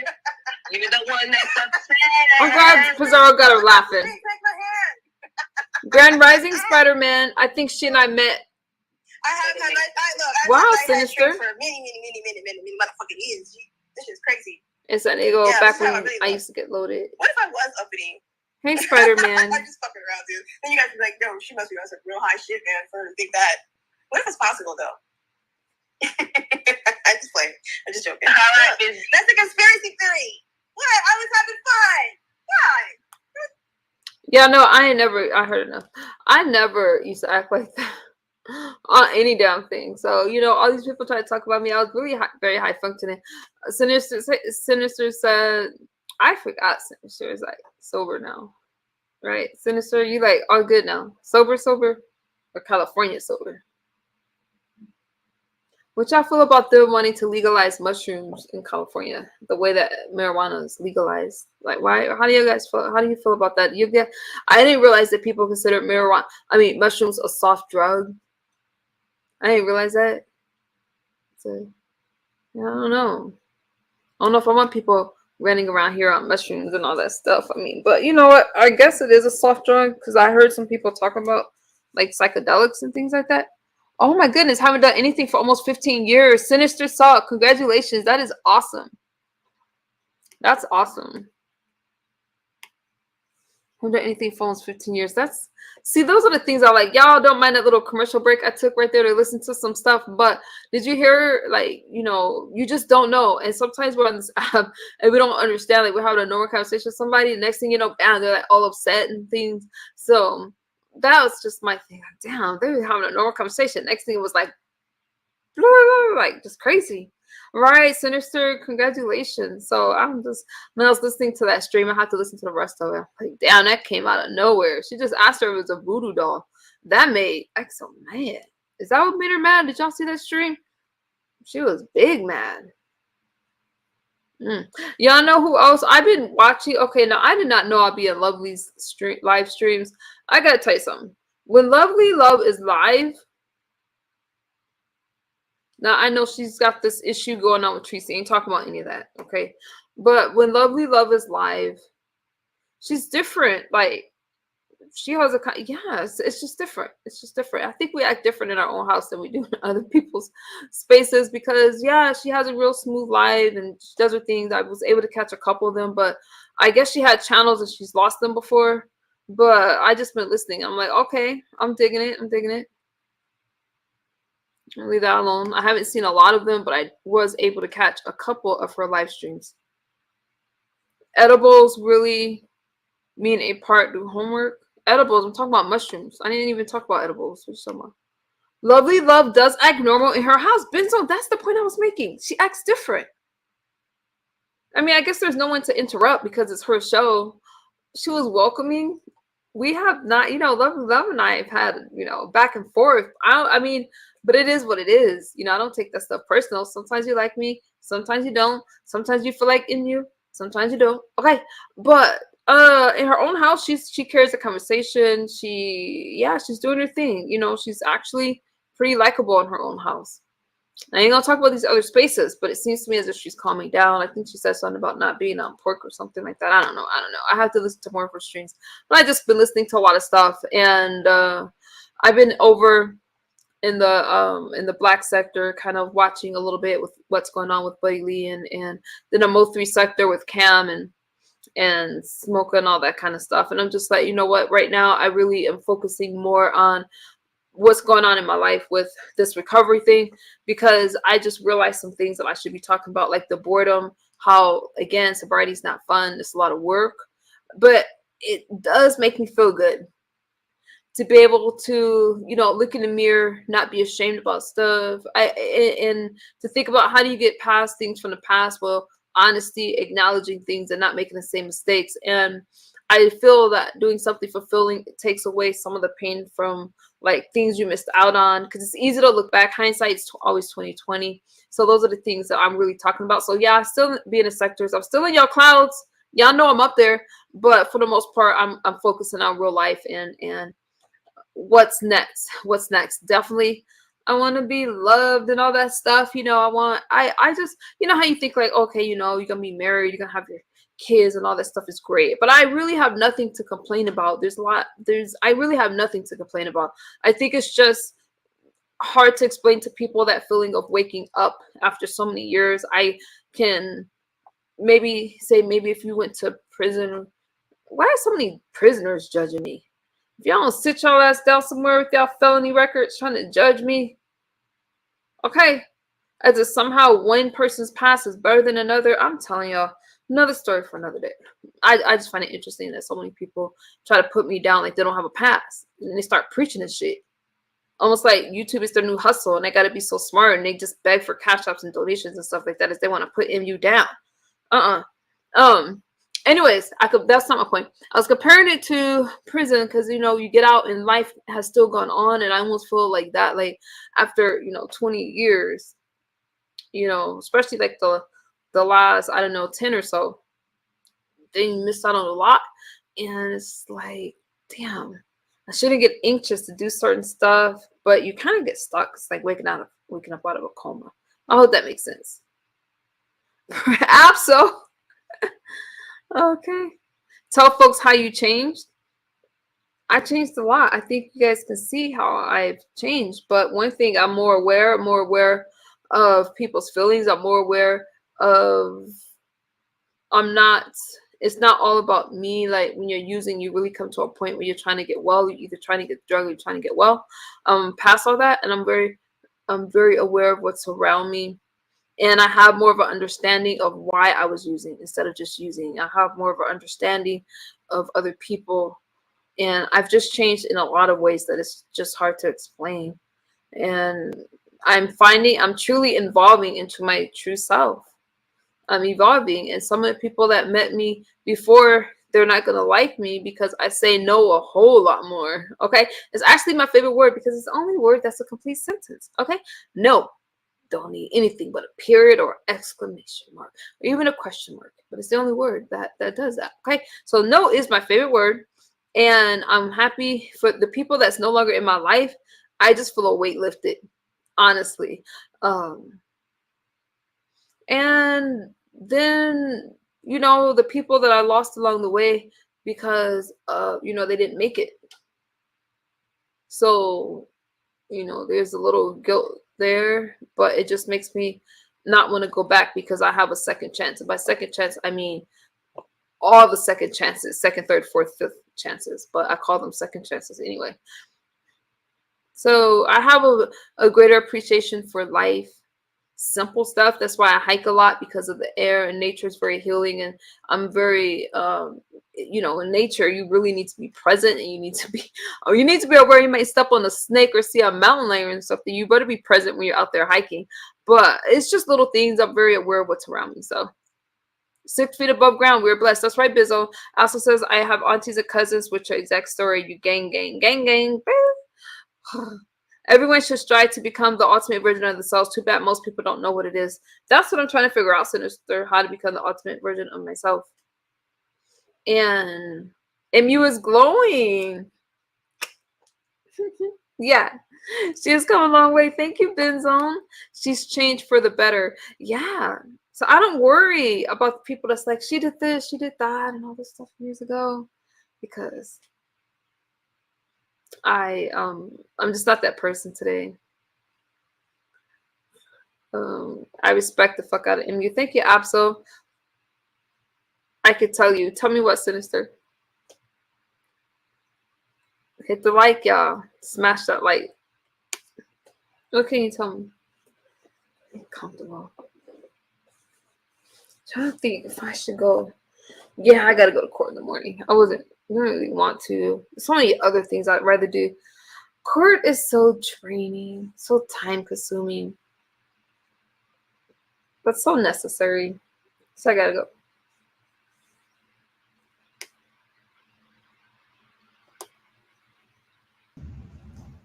What's good? Hey, what's going on? What's going on with you? Shit, just in near downtown LA right now. I'm getting ready to head out in a little bit. I'm doing my last run of the night, then I'm clocking out early. It's one of the nights. Oh, you're working right now. Yeah, I'm all. Whenever you see me on YouTube, I'm at work. I do this shit to pass the time. Yeah, but yeah. You said as far as the becoming the ultimate version of yourself, you said you would like to know what that is, and I said I could tell you because most people don't. Yeah, most people don't know what it is. And to repeat what I said, Noble. I'm sorry. huh? Hey, Noble. Wait, no, I want you to tell me. Noble, what's good, Noble? Well, everybody. I'm sorry It about seems that. like the majority of people have this idea of what they think it is, but nobody really knows. They're just all kind of figuring it out. Even most people who think that they have it figured out still don't. And that's why they're just always kind of unsettled. And so the ultimate version of yourself, and you don't need to write it down or anything. It's simple. The ultimate version of yourself is the happiest version of yourself. You always come so deep. Yeah, it's the happiest version of yourself. People need to realize, because most people think, okay, when I get this amount of money, when I achieve financial freedom, I'll be the ultimate version of myself. Oh, when I get this body type, I'll be the ultimate version of myself. When I move here, this will happen, that'll happen. People don't realize millionaires have committed self-deletion. Whatever it is, however you're living your life, if you were the absolute happiest you could be and you truly believe it, you have become the ultimate version of yourself. Because hey, that's what we're all striving for. That's fine. You know what I'm saying? Happiness. Yep. Damn, you hit that on a nail. That's fact. That's right, you guys. Yeah. That's why I say strive every day. Even if it's just doing 10 push-ups a day. Do a little thing every day to try to make yourself just a little bit better. Even if it's just 1%, you are 1% better today than you were yesterday. Because, I mean, oftentimes people are constantly trying to reinvent themselves. It's like if you're into religion or anything like that, like the Hindu god Shiva is both simultaneous creator and destroyer. Who we were yesterday is laid waste to give rise to who we are today. So it's like, if you feel like you need to remake yourself in order to become the happiest version of yourself, do what it takes. If it's possible to do it without being at the expense of another, go that route. However, I won't judge you if you do, though. You're right. Yeah. You're right. Damn, I love that. I need to put chapters out so I can go back to that point that you said that, because a lot of us don't really understand how to become the better version of ourselves, and I've never seen it. I've never heard it broken down that way. That was deep. Yeah. What's up, Random? What's up, y'all? I almost didn't click. I was about to click, and then I was like hesitant. And then when you clicked, I was listening, and that is so the energy that I've been trying to give on this morning. You know, it's all about looking at yourself, elevating yourself, finding that genuine, unique peace where you are finally in a space where you're happy with yourself. That's how you find your unique self. That's how you elevate yourself. Like the words that you said, brother, you you hit on those notes. It's so beautiful. And I had to hit then and just thank you for that, because so many people don't understand there is not a definition that you can go by when you're finding your elevated self. It's literally a personal path, a personal journey. And when you get there and you wake up and you smile, babe, you're there. I agree. I Yeah. agree as well. That was I have to agree with that. Yep. Power off. Yep. But yeah, it's a little bit off topic. Yeah, I was thinking of changing my name because I've been hearing that word a lot lately, how people give in to their intrusive thoughts. And so I looked it up and it said disruptive. And I was like, wait a minute. Some people have been saying that about me lately. So I was like, maybe I should change my name to Intrusive Salt, because this isn't like this isn't like the original name. Like I've gone through like 4 different salt names. The very last one was All Salt, and I like that just because it rhymed. And then yeah, it's just a couple more before that. But yeah, not change his name all the time. But we're used to Sinister Salt. Yeah. Just like it. Can you guys see him as Noble? Noble? She's gonna check in with you. She's finding you. Okay, Noble. I'm biased. I like the name he has now. Noble. Okay, y'all can't see my happy dance. I turn my camera off because I get excited. Noble. Okay. Taller, she better, Noble. Because I'm worrying stuff. So. Oh wow. No, Sexy Salt. No, he can't go around as Sexy Salt. Yeah, no, I can't do that, because you know what's gonna happen? They're gonna say, okay, let us see your face, and the people have already seen my face. They're gonna be like, oh yeah, y'all don't know what y'all meant, bullshit like that. And I'm like, nah, I'm good. Nah, because too many of these dudes around here be trying to bone too many of these ladies already. So imagine you a girl, you like a dude, and some other girl likes that dude. Like, people get jealous and weird over dumb shit. Like, man, this is the fucking internet. I'm good. You can see pictures. Yeah. If you're gonna change your name and you like salt being a part of it, what about in depth? I don't like that either. I just like Sinister Salt. You can't go changing because we already know you as Sinister Salt. Maybe Sinister could be like, because you tell the truth whether people like it or not, and so some people see it as sinister because it's hard to do. I don't know about that. There are certain people in the black sector who know what's up with the whole sinister thing, but it's not because of that. What is it for then? Tell us. Well, real quick, I'm gonna drop back down. I just loved what you said, random. And I just wanted to just tell you, brother, I loved it.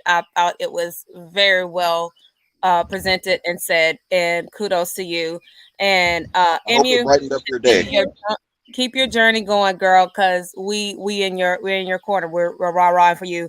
And so what up, though? All right, y'all. I don't want to even hold nobody, but hey, bro, random. Name yourself. Random, what happened? Now hold on. I wanted to say this to Broski. Hey, name yourself Saltine. Saltine. You feel me, bro? No disrespect, nigga. No hate. No, I was thinking about it. Yeah. Saltine. Actually, I kind of like Saltine. Nigga. You gotta put your tongue on me to figure out what I'm on. Yeah, I ain't got no issue with it. It's just in our sector there used to be a dude named Saltine Smith, and I don't want them getting me confused with him. Don't put no behind it. Don't put no behind it. We just call that shit Saltine. That's all I wanted to come up for, man. But yeah, I'm gonna get off here, pedal, man. But much love though. But yeah, Saltine, bro. What was the other names that y'all was coming up with, man? Because I was behind the screen. Benzo said no in all caps. Benzo said no.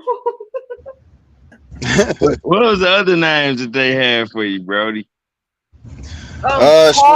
He said, Random said no. Okay.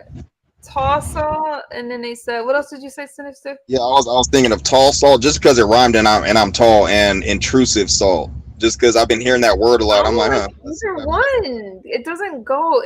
Sinister salt goes. Nah, saltine, bro. I'm trying to tell you, bro. I'm, I kind of like I'm saltine. just trying to tell you, man. It's just simple and plain. Saltine.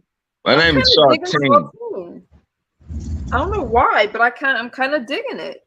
Well, shit salty. You say I'm Saltine. That's me. I'm salty motherfucker. You feel me? And Yeah, anyway, there, I'm getting off of here though, man. I'm gonna drop down. But yeah, Saltine, man. You hear me? And that yeah. came from Absol, man. You got me. I'll consider it. You see, It's my name definitely is worth considering. Absol, man. You know why that is? What? Hey, Why is that?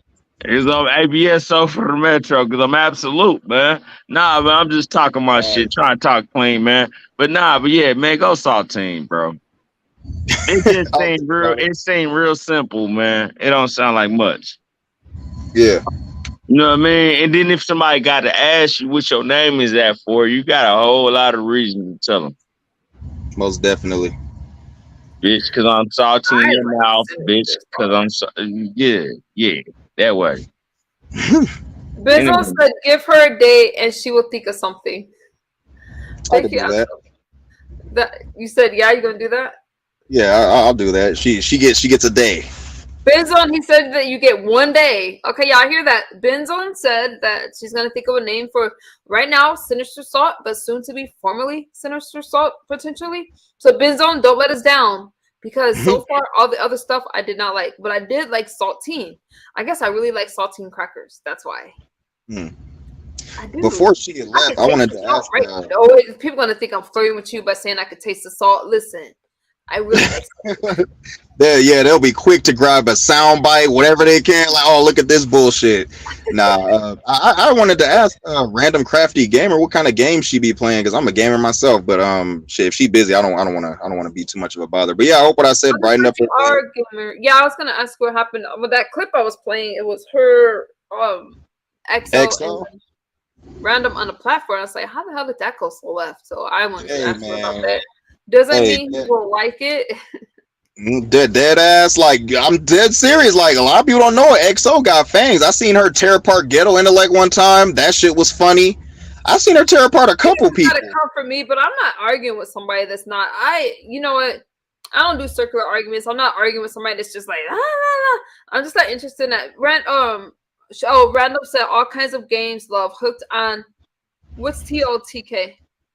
I'll just shit once I get off here. I'll just go sub to her channel and see what she got going on. Oh, okay, yeah. Random has a good channel. It's well, the times I catch her live, sometimes she goes live, and y'all know when I'm done here, I kind of go to bed. But yeah, sub to her channel. So she can go for a week in the channel if she wants. Random's a member. I don't know if she's a mod. Somebody, let's see. Oh, Tears of the Kingdom, but I don't. Ham on this one. Oh, okay. So she don't want y'all over there, but you don't mind if Sinister Salt goes over there. You don't want my subscribers to come over. Random. Is that what you're saying? She don't want my people. Well, Benzone's fast, so there's her link, Sinister. Okay, thank you. Yeah, as soon as I get off here, Benzone's fast, but y'all don't go running over to random. She don't want our people, but I don't. Ham on this one. Okay, maybe she wants different people, but I don't know. She needs to speak for herself. But there's her link for anybody. Oh, there she is. I gotta use the bathroom. Yeah, I'm gonna let her up. I'll be right back. Law, she always gotta have a break when I come over here. Because I know I could leave. I'll be right back. I really gotta go random. I'm so sorry. Go Y'all ahead, gonna be all right? sis. Go She ahead. wants you to fill in. No, it's not that I don't want people over there. I don't want people having expectations of me gaming on this channel. That's what I was saying. I don't want you to go over there and be like, oh, she's gonna be gaming. No, I use this to my name pretty much tells you part of who I am, but this particular channel I don't game on, and it's not that I won't, but gaming on the Switch has a lot of moving parts, and it's a pain in the tuchus. Yeah, I've heard. It's not like on PlayStation 5. You just click the button and you're live. So yeah, Right. I've heard. And PS2, 3, I've been able to pick them up with no problem. PS4, no problem. 5, no problem. But when it comes to Nintendo products, it's a whole headache. And that's where I'm at currently. I'm playing more on the Nintendo systems we have in the house. Right. So I don't want people going over there expecting one thing and not being able to receive that. So I pretty much just use my channel just to talk kind of like about real life. Our live earlier was just a kiki where I got cussed out and I thought it was hilarious. Well, around these parts, it ain't the first time we've seen somebody get cussed out, so it's just a regular day on YouTube. And it was so weird. It was so I love you. I'm sorry, I'm still laughing. Because it was so weird. And it was like, okay, why are you cussing at me? I did that to you. I don't take that stuff apart. I mean, if you're gonna be over, especially in the base sector, you gotta have thick skin. And if you don't, baby, you're gonna have a long journey. You gotta be able to like curse people out and not feel bad about it if that's what you're gonna do. But y'all see, and I don't know, like me, I'm pretty calm, but you can't be like, oh man, well, I shouldn't have did that. I mean, maybe you should be that way. Some of y'all need to feel bad after that shit y'all pull. Yeah, but no, not some of them need to get cussed the fuck out, dead ass. Yeah, but if you're gonna choose to curse them out, then you can't be like worried or like taking it. You know, you can't be worried after, like, you know what I'm saying. You got to stand in your ish now. Oh yeah. Well, you know, I got cursed out, and all I did was click the link. Random. I need to know what happened. Let me say. Let me show you. I need to know why you here. What happened? What I do this time? I don't know. Maybe you didn't have anything to do with it. Let's see. Let me see. Let's show this for educational phrase purposes only. What was going on right here? It was fun. That's why I asked her to bring back the conspiracy theories, because I wanted to have fun. Why was she going off? I don't know. You're the one that's cussing, you're the whole 9 yards. I'm actually calm. Randall, you were on the panel. Girl, I'm telling you, I don't know why she went off. Are you sure?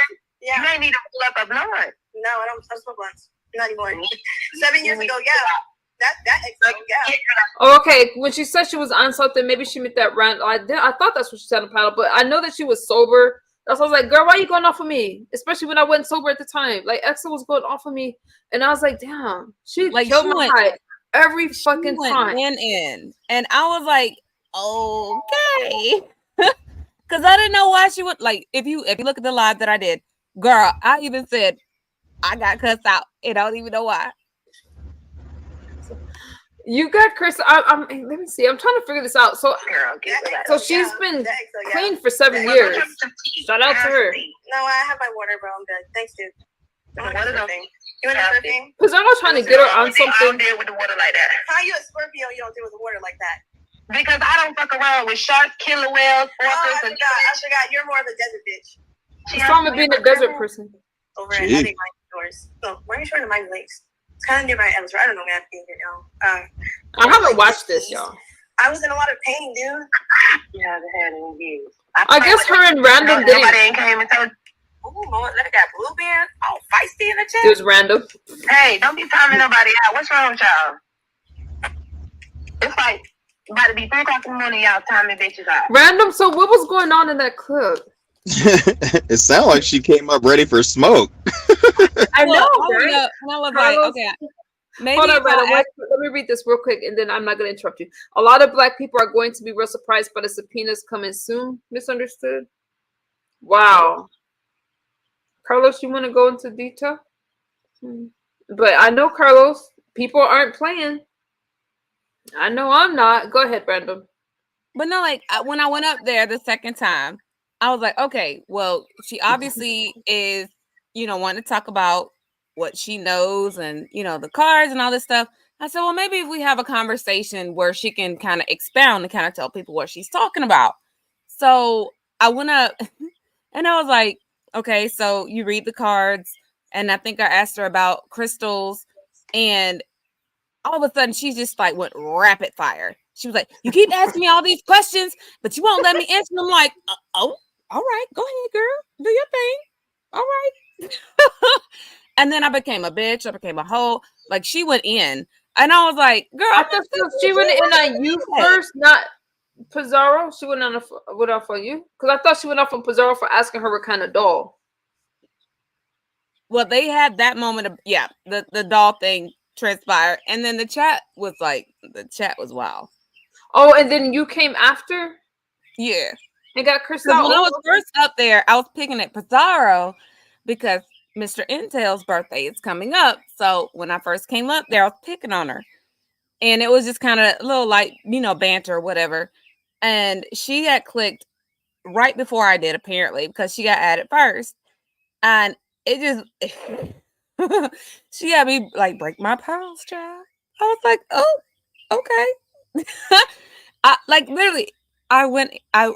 When she ended the live, I went and did my own live. I was like, y'all, I got cussed out.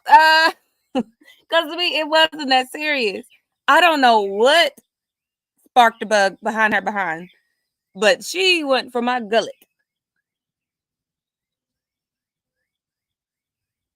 Wait, I think I found it. Thank you for setting it up for us. Okay, let's listen. This is for educational freeze purposes only. So, okay, random left for a while, and then she re-enters the scene. I'm gonna react with you all because again, I haven't watched the stream yet. Let's see what happened. It's who? Me. Me who? Random. Oh, hi, Random.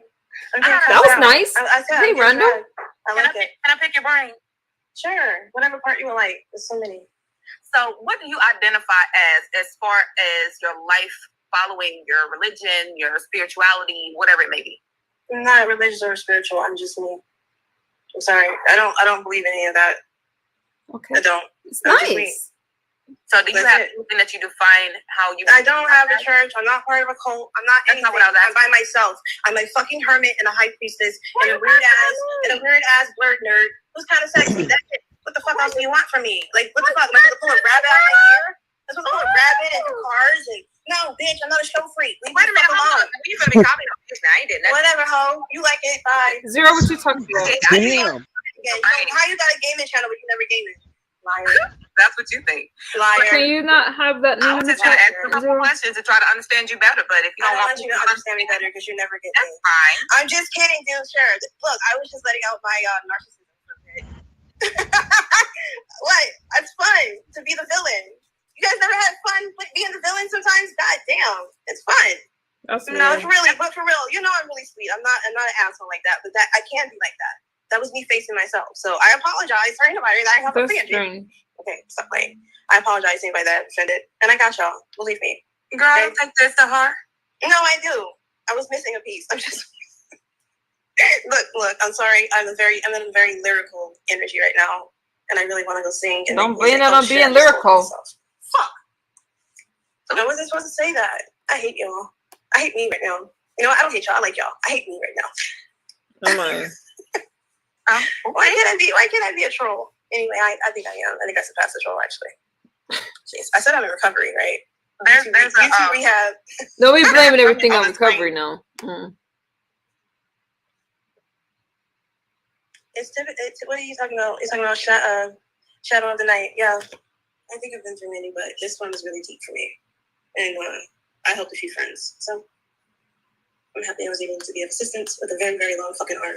But as far as acting weird to some of you, not all of you, but just for some of you, I can't speak right now. Why are no lips pursing? Who has pursed lips? Like, they would have put the emoji, like, girl, please. That's funny. Yeah, it's on channeling right now. And I don't have any cards in front of me. I don't need it. I just like them because they're pretty. I'm actually working on 3 decks. I'm trying to work on this Galaxy deck. I really wanted to, like mirror what Pizarro was. I was gonna do that with all the classic creators. I don't know. I'm just weird like that. Like I really like. This is strange. I don't like you. Like I don't hate anybody, but when I really like you, I want to give you something to inspire you to pull the best part out. And sometimes I gotta go dark. I don't want to. So do you work with cards? I work with everything, but I really am an energy reader and a medium and all that stuff. I'm not ashamed of that. What is wrong with that? So I didn't say anything was wrong. I'm just saying, no. When I listen, I don't care. Hold on. I got... How many mods I got out there? Y'all playing with me, right? I think y'all are. I guess. Pizarro, Then I'm wrong if I go cursing people out. That was. Yeah, it was. Who isn't a hoe? What the fuck? Leave people Why alone. do I have to come off so perfect and nice all the time? Maybe that's my mask. That's why I took the mask off. I am nice to the right people and to people who deserve it, but I won't be outright disrespectful. I'm just giving back what she gives out to people and me. I don't need. Let me tell y'all something. I really do. I go to y'all spaces and bother you.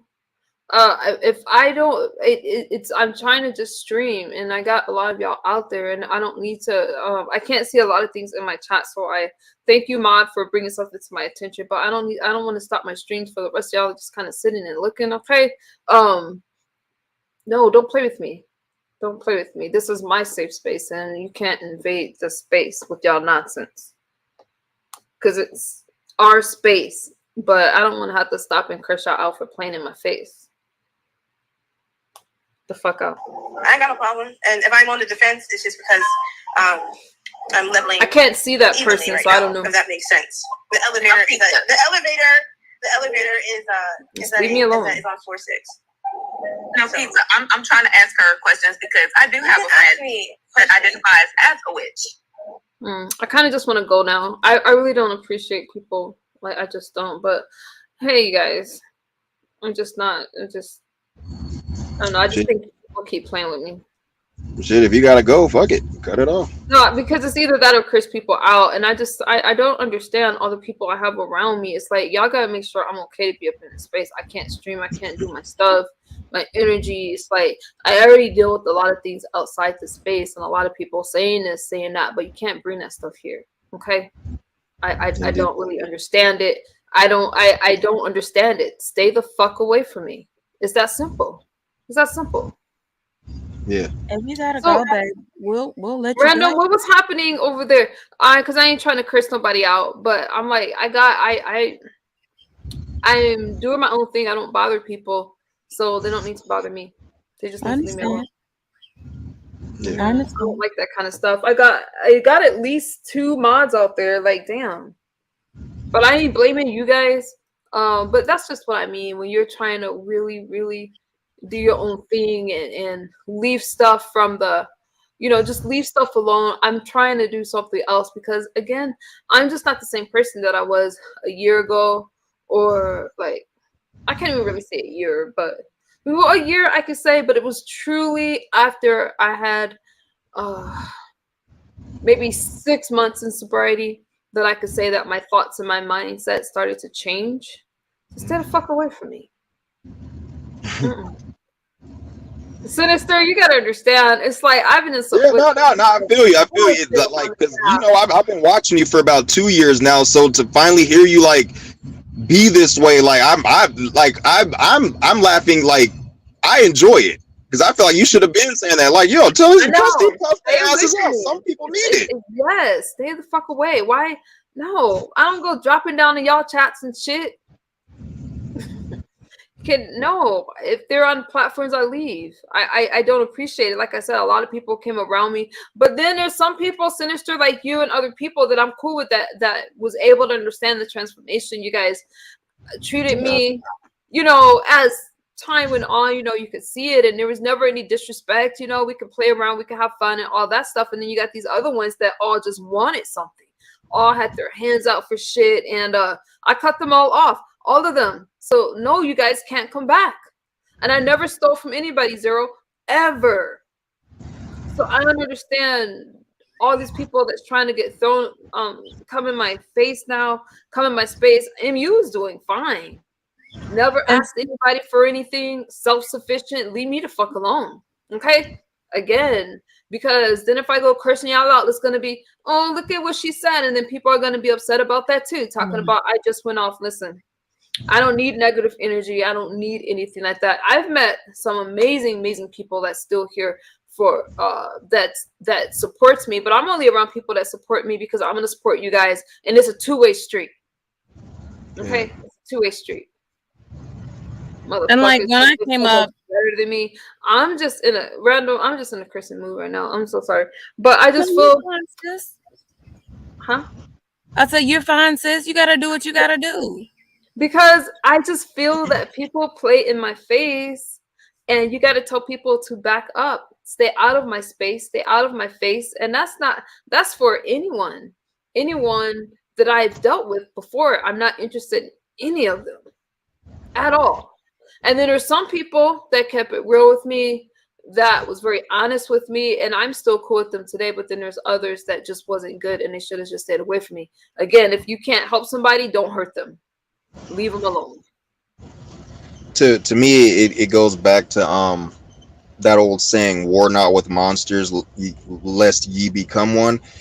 It those specific words don't exactly fit what it is you're going through, but really, like the original term, the original saying is something like basically be careful what you learn. Like I remember when you had first came around the sector, people were picking on you and shit.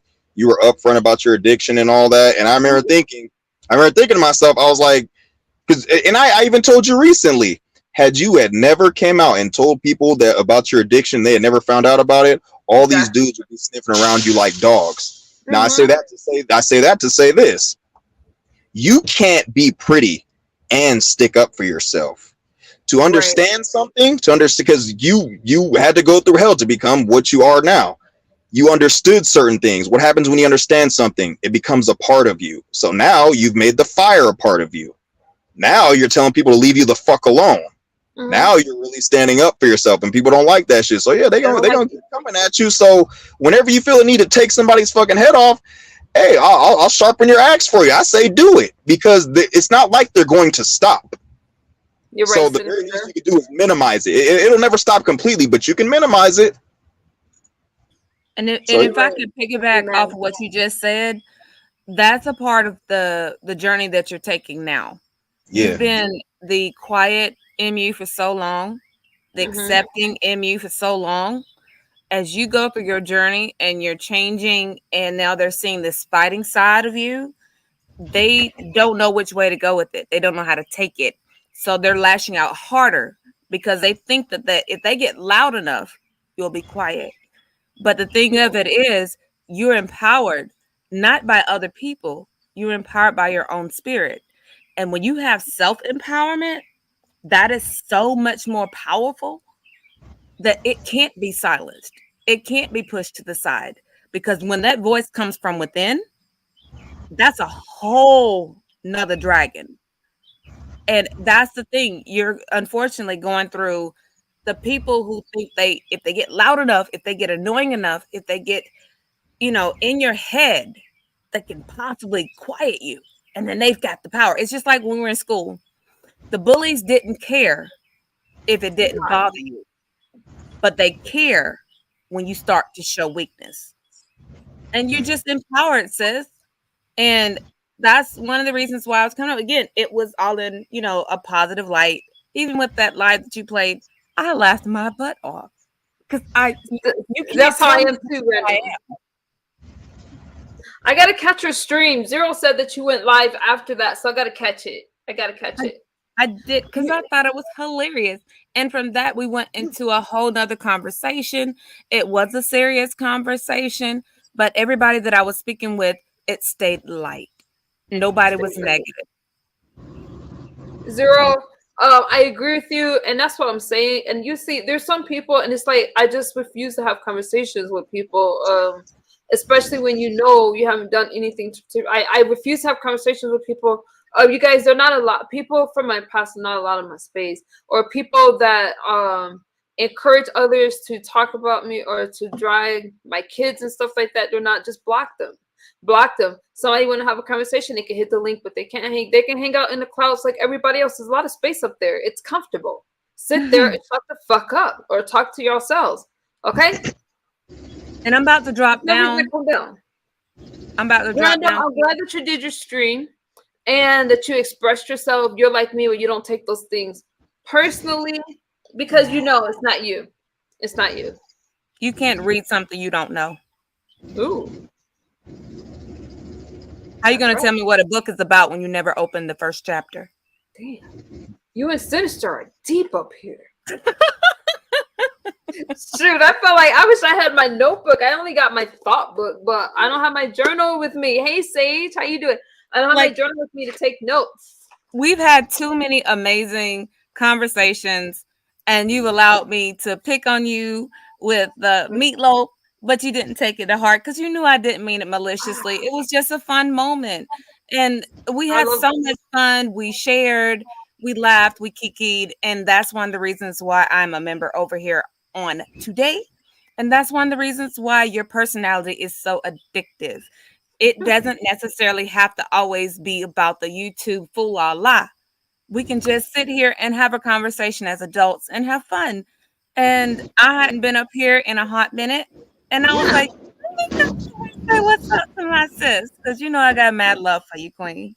I got mad love for you too, Queen. And I'm glad you're doing all right. You know, I'm glad you're doing okay. Good morning, Sage.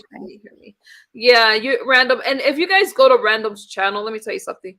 A lot of times, sometimes y'all know it's just like I think it'd be like her and like Benzone or somebody, or what is it, Benzone? Anyway, or you and somebody else or whomever. And it's like it's just nice listening to something different.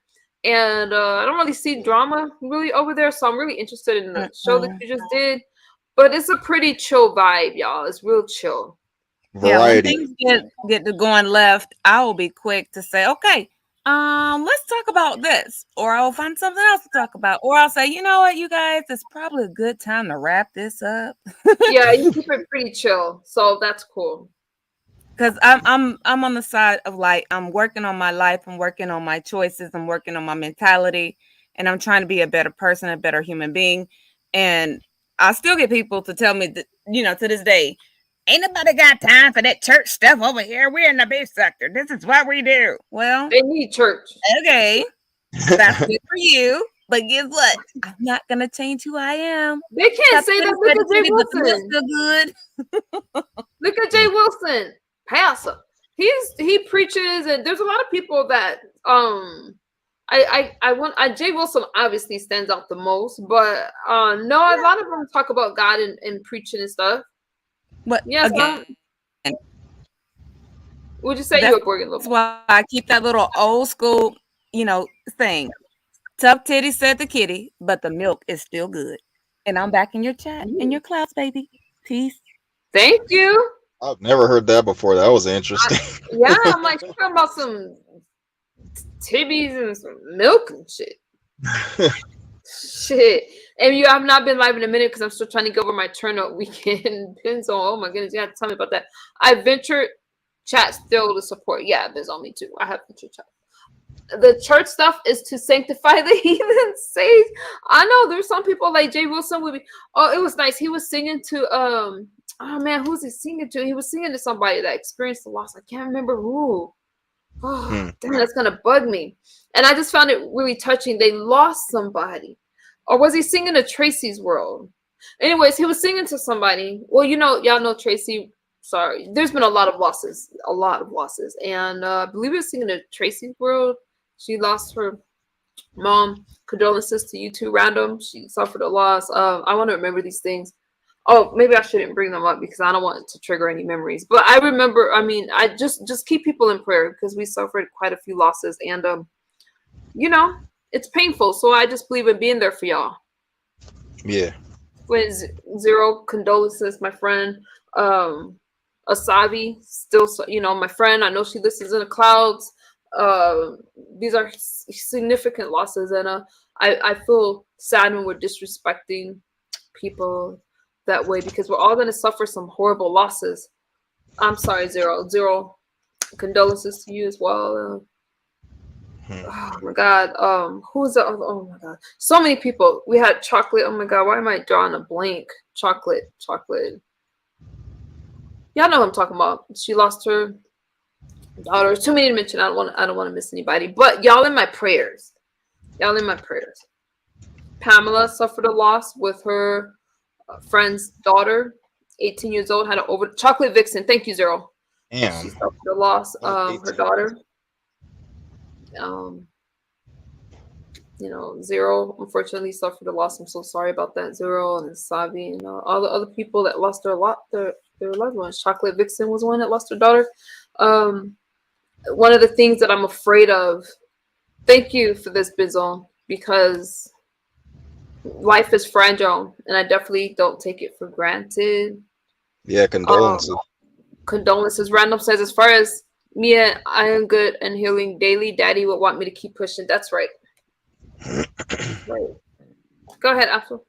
No, I didn't have nothing spectacular to say, but I was just listening to y'all, man.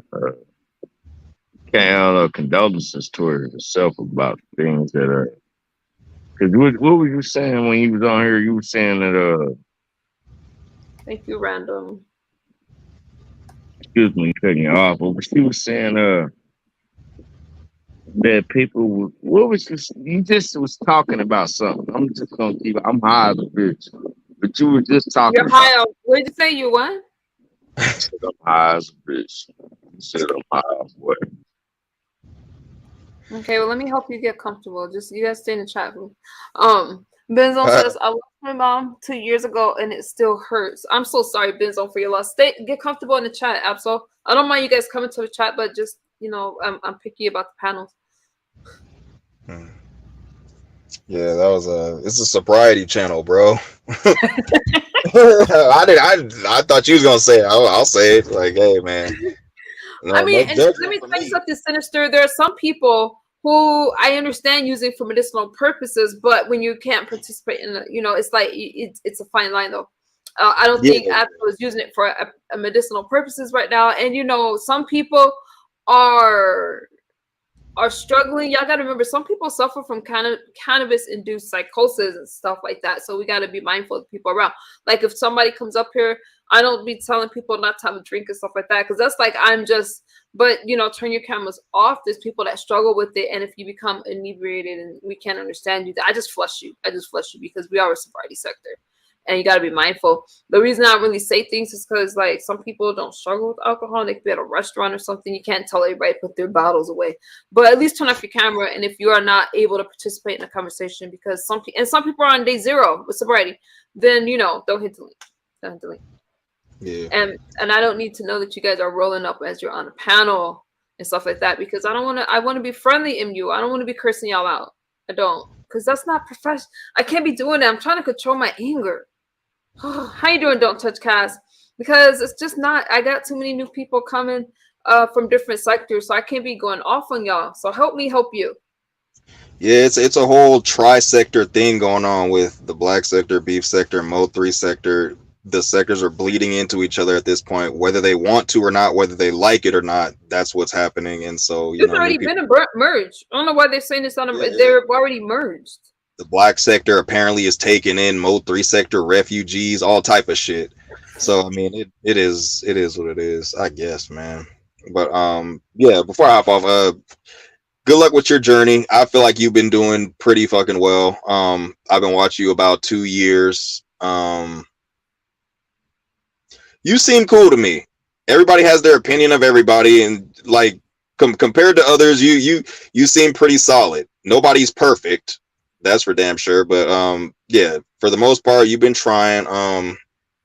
Yeah, man, good luck with that. Don't fuck these motherfuckers. Don't let them push you around. Don't let them talk shit. Cuss their ass out if you need to. Tell them just to, like, it's not asking much for somebody just to leave you the fuck alone. That's all you're asking for. Just say that. Just leave me the fuck alone. If they can't deal with that, then that sounds more like a them problem than a you problem. You're that right. Shit's fucking dumb. Sinister, yeah, you're so cool. I can't even believe you're so close to me, and like we had never even met or anything like that. But I know we both. Hey, I told you, no, let's not do that. Because I told your ass like 7 or 8 months ago you had like some dance competition. I was like, drop the address, I'll show up. And you never dropped the address. I was like, oh, whatever. No, remember when I was that the last year? Because remember last year I went through that with my definitely kids. Last year. Yeah, it was definitely last year. The CPS thing happened and all that. Okay. Oh, okay. Yeah, so I had to. Yeah, we might run into each other one day. We both in Cali. Yeah, that'd be so cool. Be like, hey, this is Sinister. Oh, but you don't like to be on camera though. I'd be like, I mean, shit, you could just blur out my face. Be like, oh, I'm at Sinister so at the very. Yeah, I don't mind if people see how tall I am. These motherfuckers, they just don't need to see my face. But but before I go, how is the heat out there? It's 80 degrees in LA right now. I don't know what the temperature is. Let me check it. In the daytime, it's like 114. It's been we had 114. Oh my goodness! I wish it was like we had another fire. You guys don't smell it when it's out here, huh? Yeah. Let's see if I can find it. We had It another. depends. And you know what? I'm supposed to jump off, but yeah. As far as that New York Canada fire went, oh yeah. Hold Yeah, on. Y'all can't see it. I'm sorry, y'all. Cause can y'all see my screen with all the smoke?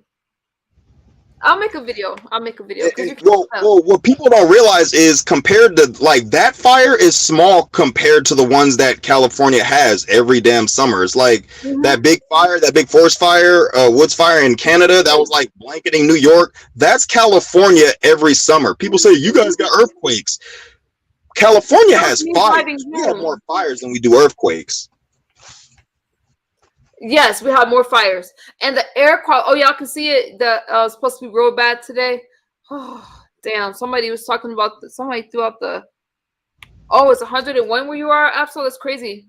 72 in Georgia. That sounds beautiful. Sinister LA just. But y'all got that ocean. Y'all got the oceans and stuff like that. Because here it's hot. It's like, 114 degrees. I be trying to go for my walks. I have to. Out here we do things later though in the desert because of. Depends on you have tornadoes. I was in tornadoes back home. I drove by one once when I started trucking. I drove by a tornado. That was pretty damn terrifying, but it's crazy. It is what it is. But I like to get out. When I seen one. Y'all know I try to film everything. Y'all would laugh if I unaligned myself by filming because I be filming the dumbest things and I try to get as close as possible to whatever it is. Be careful. It could be an animal. It could be I remember when I was fortunate enough to catch a twister back home in Wisconsin. My dumb ass wanted to chase it. My mom was like, "Stop watching all those shows," because y'all know those people that be chasing tornadoes. I wanted to film it, but it's so scary. Right. Yeah, no, I didn't get to because it. Yeah, obviously, if I could see it now, I'm far away from it, and it just looks different. It's like dark, and it can't really explain it. That was back in Wisconsin, but yeah, it's just crazy, you guys. But I like to. Y'all know I like to get on the cliff and mountains and shit. I'm just crazy. I'm a thrill seeker. And unfortunately, if you're a thrill seeker, you keep pushing it. Bungee jumping doesn't help anymore. The next thing, it has to be skydiving, you guys, or indoor skydiving. Yeah, because I've tried all the other stuff, and the problem is you just keep needing a bigger thrill. I do dumb shit like waiting for the last minute for the gate to close and driving through it just for a fucking thrill. It's the stupidest thing ever. I gotta work on it. I ain't gonna lie. I like you, but that last one was pretty damn stupid. All right, I gotta get off because if you say something else, then I'm gonna clown you, and I don't want to do that because it's too damn early in the morning. But peace out, Nicole. Bye, Sinister. That's what I like about Sinister because he keeps it so real. That's why I liked him as soon as I met him, y'all. And he's not a yes person. That's what I like, you guys. Just be real with me. We can have really good conversations, have fun. I do goofy stuff, and yeah, for no rhyme or reason. Yeah, I appreciate you guys. MU, then I would not invite. Oh wait, let me read what y'all saying. But I appreciate Sinister. He lives close. I wouldn't mind. Meeting him. You can meet Don Cato. He's married, so it'd be only appropriate if I came with Don Cato. But that would be really cool. Y'all know I go to Los Angeles for Argentine Tango. Okay, let me see what y'all saying. I had fun with you guys. Random. It was funny to hear her on that platform with XO because I'm not used to Random being in drama. I've seen her in drama, but she handles herself very well. And it's not really her fault when she's in it. MU, okay. I have venture chats. I'll throw some water through the screen if it was possible. Sage, it gets crazy. Yeah, thank you guys for the condolences. I love that we can support each other. Okay, I think I'm caught up in the chat. I said hi to King. Okay. I miss my friend. It's supposed to be real bad today. Okay, I think I'm caught up in the chat. MU, then I would not invite you guys here because you will want pictures of coyotes. I would love pictures of the coyotes. We had a coyote outside our house, and I tried to film it, but the problem was when I parked my car and tried to get close, that thing looked scary at me, like scary. It was like literally So you know, it was like on this side of the street. It was like on the other side. There's a break in the middle, and there's on the other side. And I wanted to get a close up of the coyote. I did get a picture of it in my car. I just rolled my window down, but I don't know how good you could see it. Maybe I'll post it. It was a scrawny looking thing, like it needed food. But usually, I thought those animals don't go where people frequent a lot, and we had a coyote just right outside. Yes, I would want a picture of it. I want pictures of mountain lions and all that stuff because I'm just weird like that. Okay. I love this little chump though. Abso. Yeah, my friend lives where they happen a lot, and when it was happening, I was on the phone. And you should leave. I was on the phone. Oh, leave the windows open so they don't break. I forgot about that. You guys, if you're in a tornado, leave the. Wait, you talking about tornado or earthquake? Which one are you talking about? Where you should leave the windows open? We talk about tornadoes because I remember the tornado drills growing up, and like at school we used to have tornado drills, and then I remember like standing, like you're supposed to like stand in a doorway or something like that. See, I forgot all that stuff. Somebody told me that I live in a basement. Some dumbass person. We don't have basements in California for the most part because of earthquakes. Dumbasses. Okay, I live in the house. I just frequent. As there's a lot. Is Noble still in the chat? I see him saying no. Let me hear Benzone. How did I miss Noble? Juicy. I see you. So yeah, I can't wait to talk to Noble and get caught up today and just see, how everybody's doing, you guys. And that's just what it is. Y'all got any final thoughts for me? I was live almost 3 hours, y'all. We had a nice group. We both do. You both do what? Noble? You both Noble, what you talk about when you say you both do? Hold on, you guys. Wait. Give me 1 second, you guys.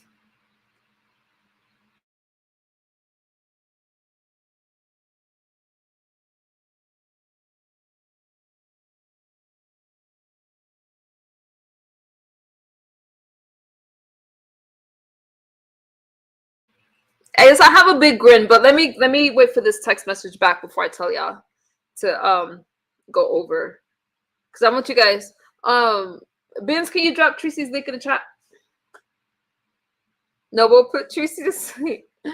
Okay, you guys, y'all don't want to miss this live. I don't think she's gonna care, so Tracy's gonna go live. Oh, okay. Okay, Tracy's going live, y'all. Y'all want to see what I'm smelling? Go catch Tracy's live. I will. Let's see, but. You don't know. Okay, a lot of people stay in the clouds and they want to watch it from the clouds. I need her link in the chat. Benz, can you drop Tracy's link in the chat? She's going to go live, you guys. Go catch her live stream, which is perfect because I got to get ready for court in the morning. Live today. Thank you. So here's Tracy's link. You guys go catch her live. She's about to go live. I just got a message from her.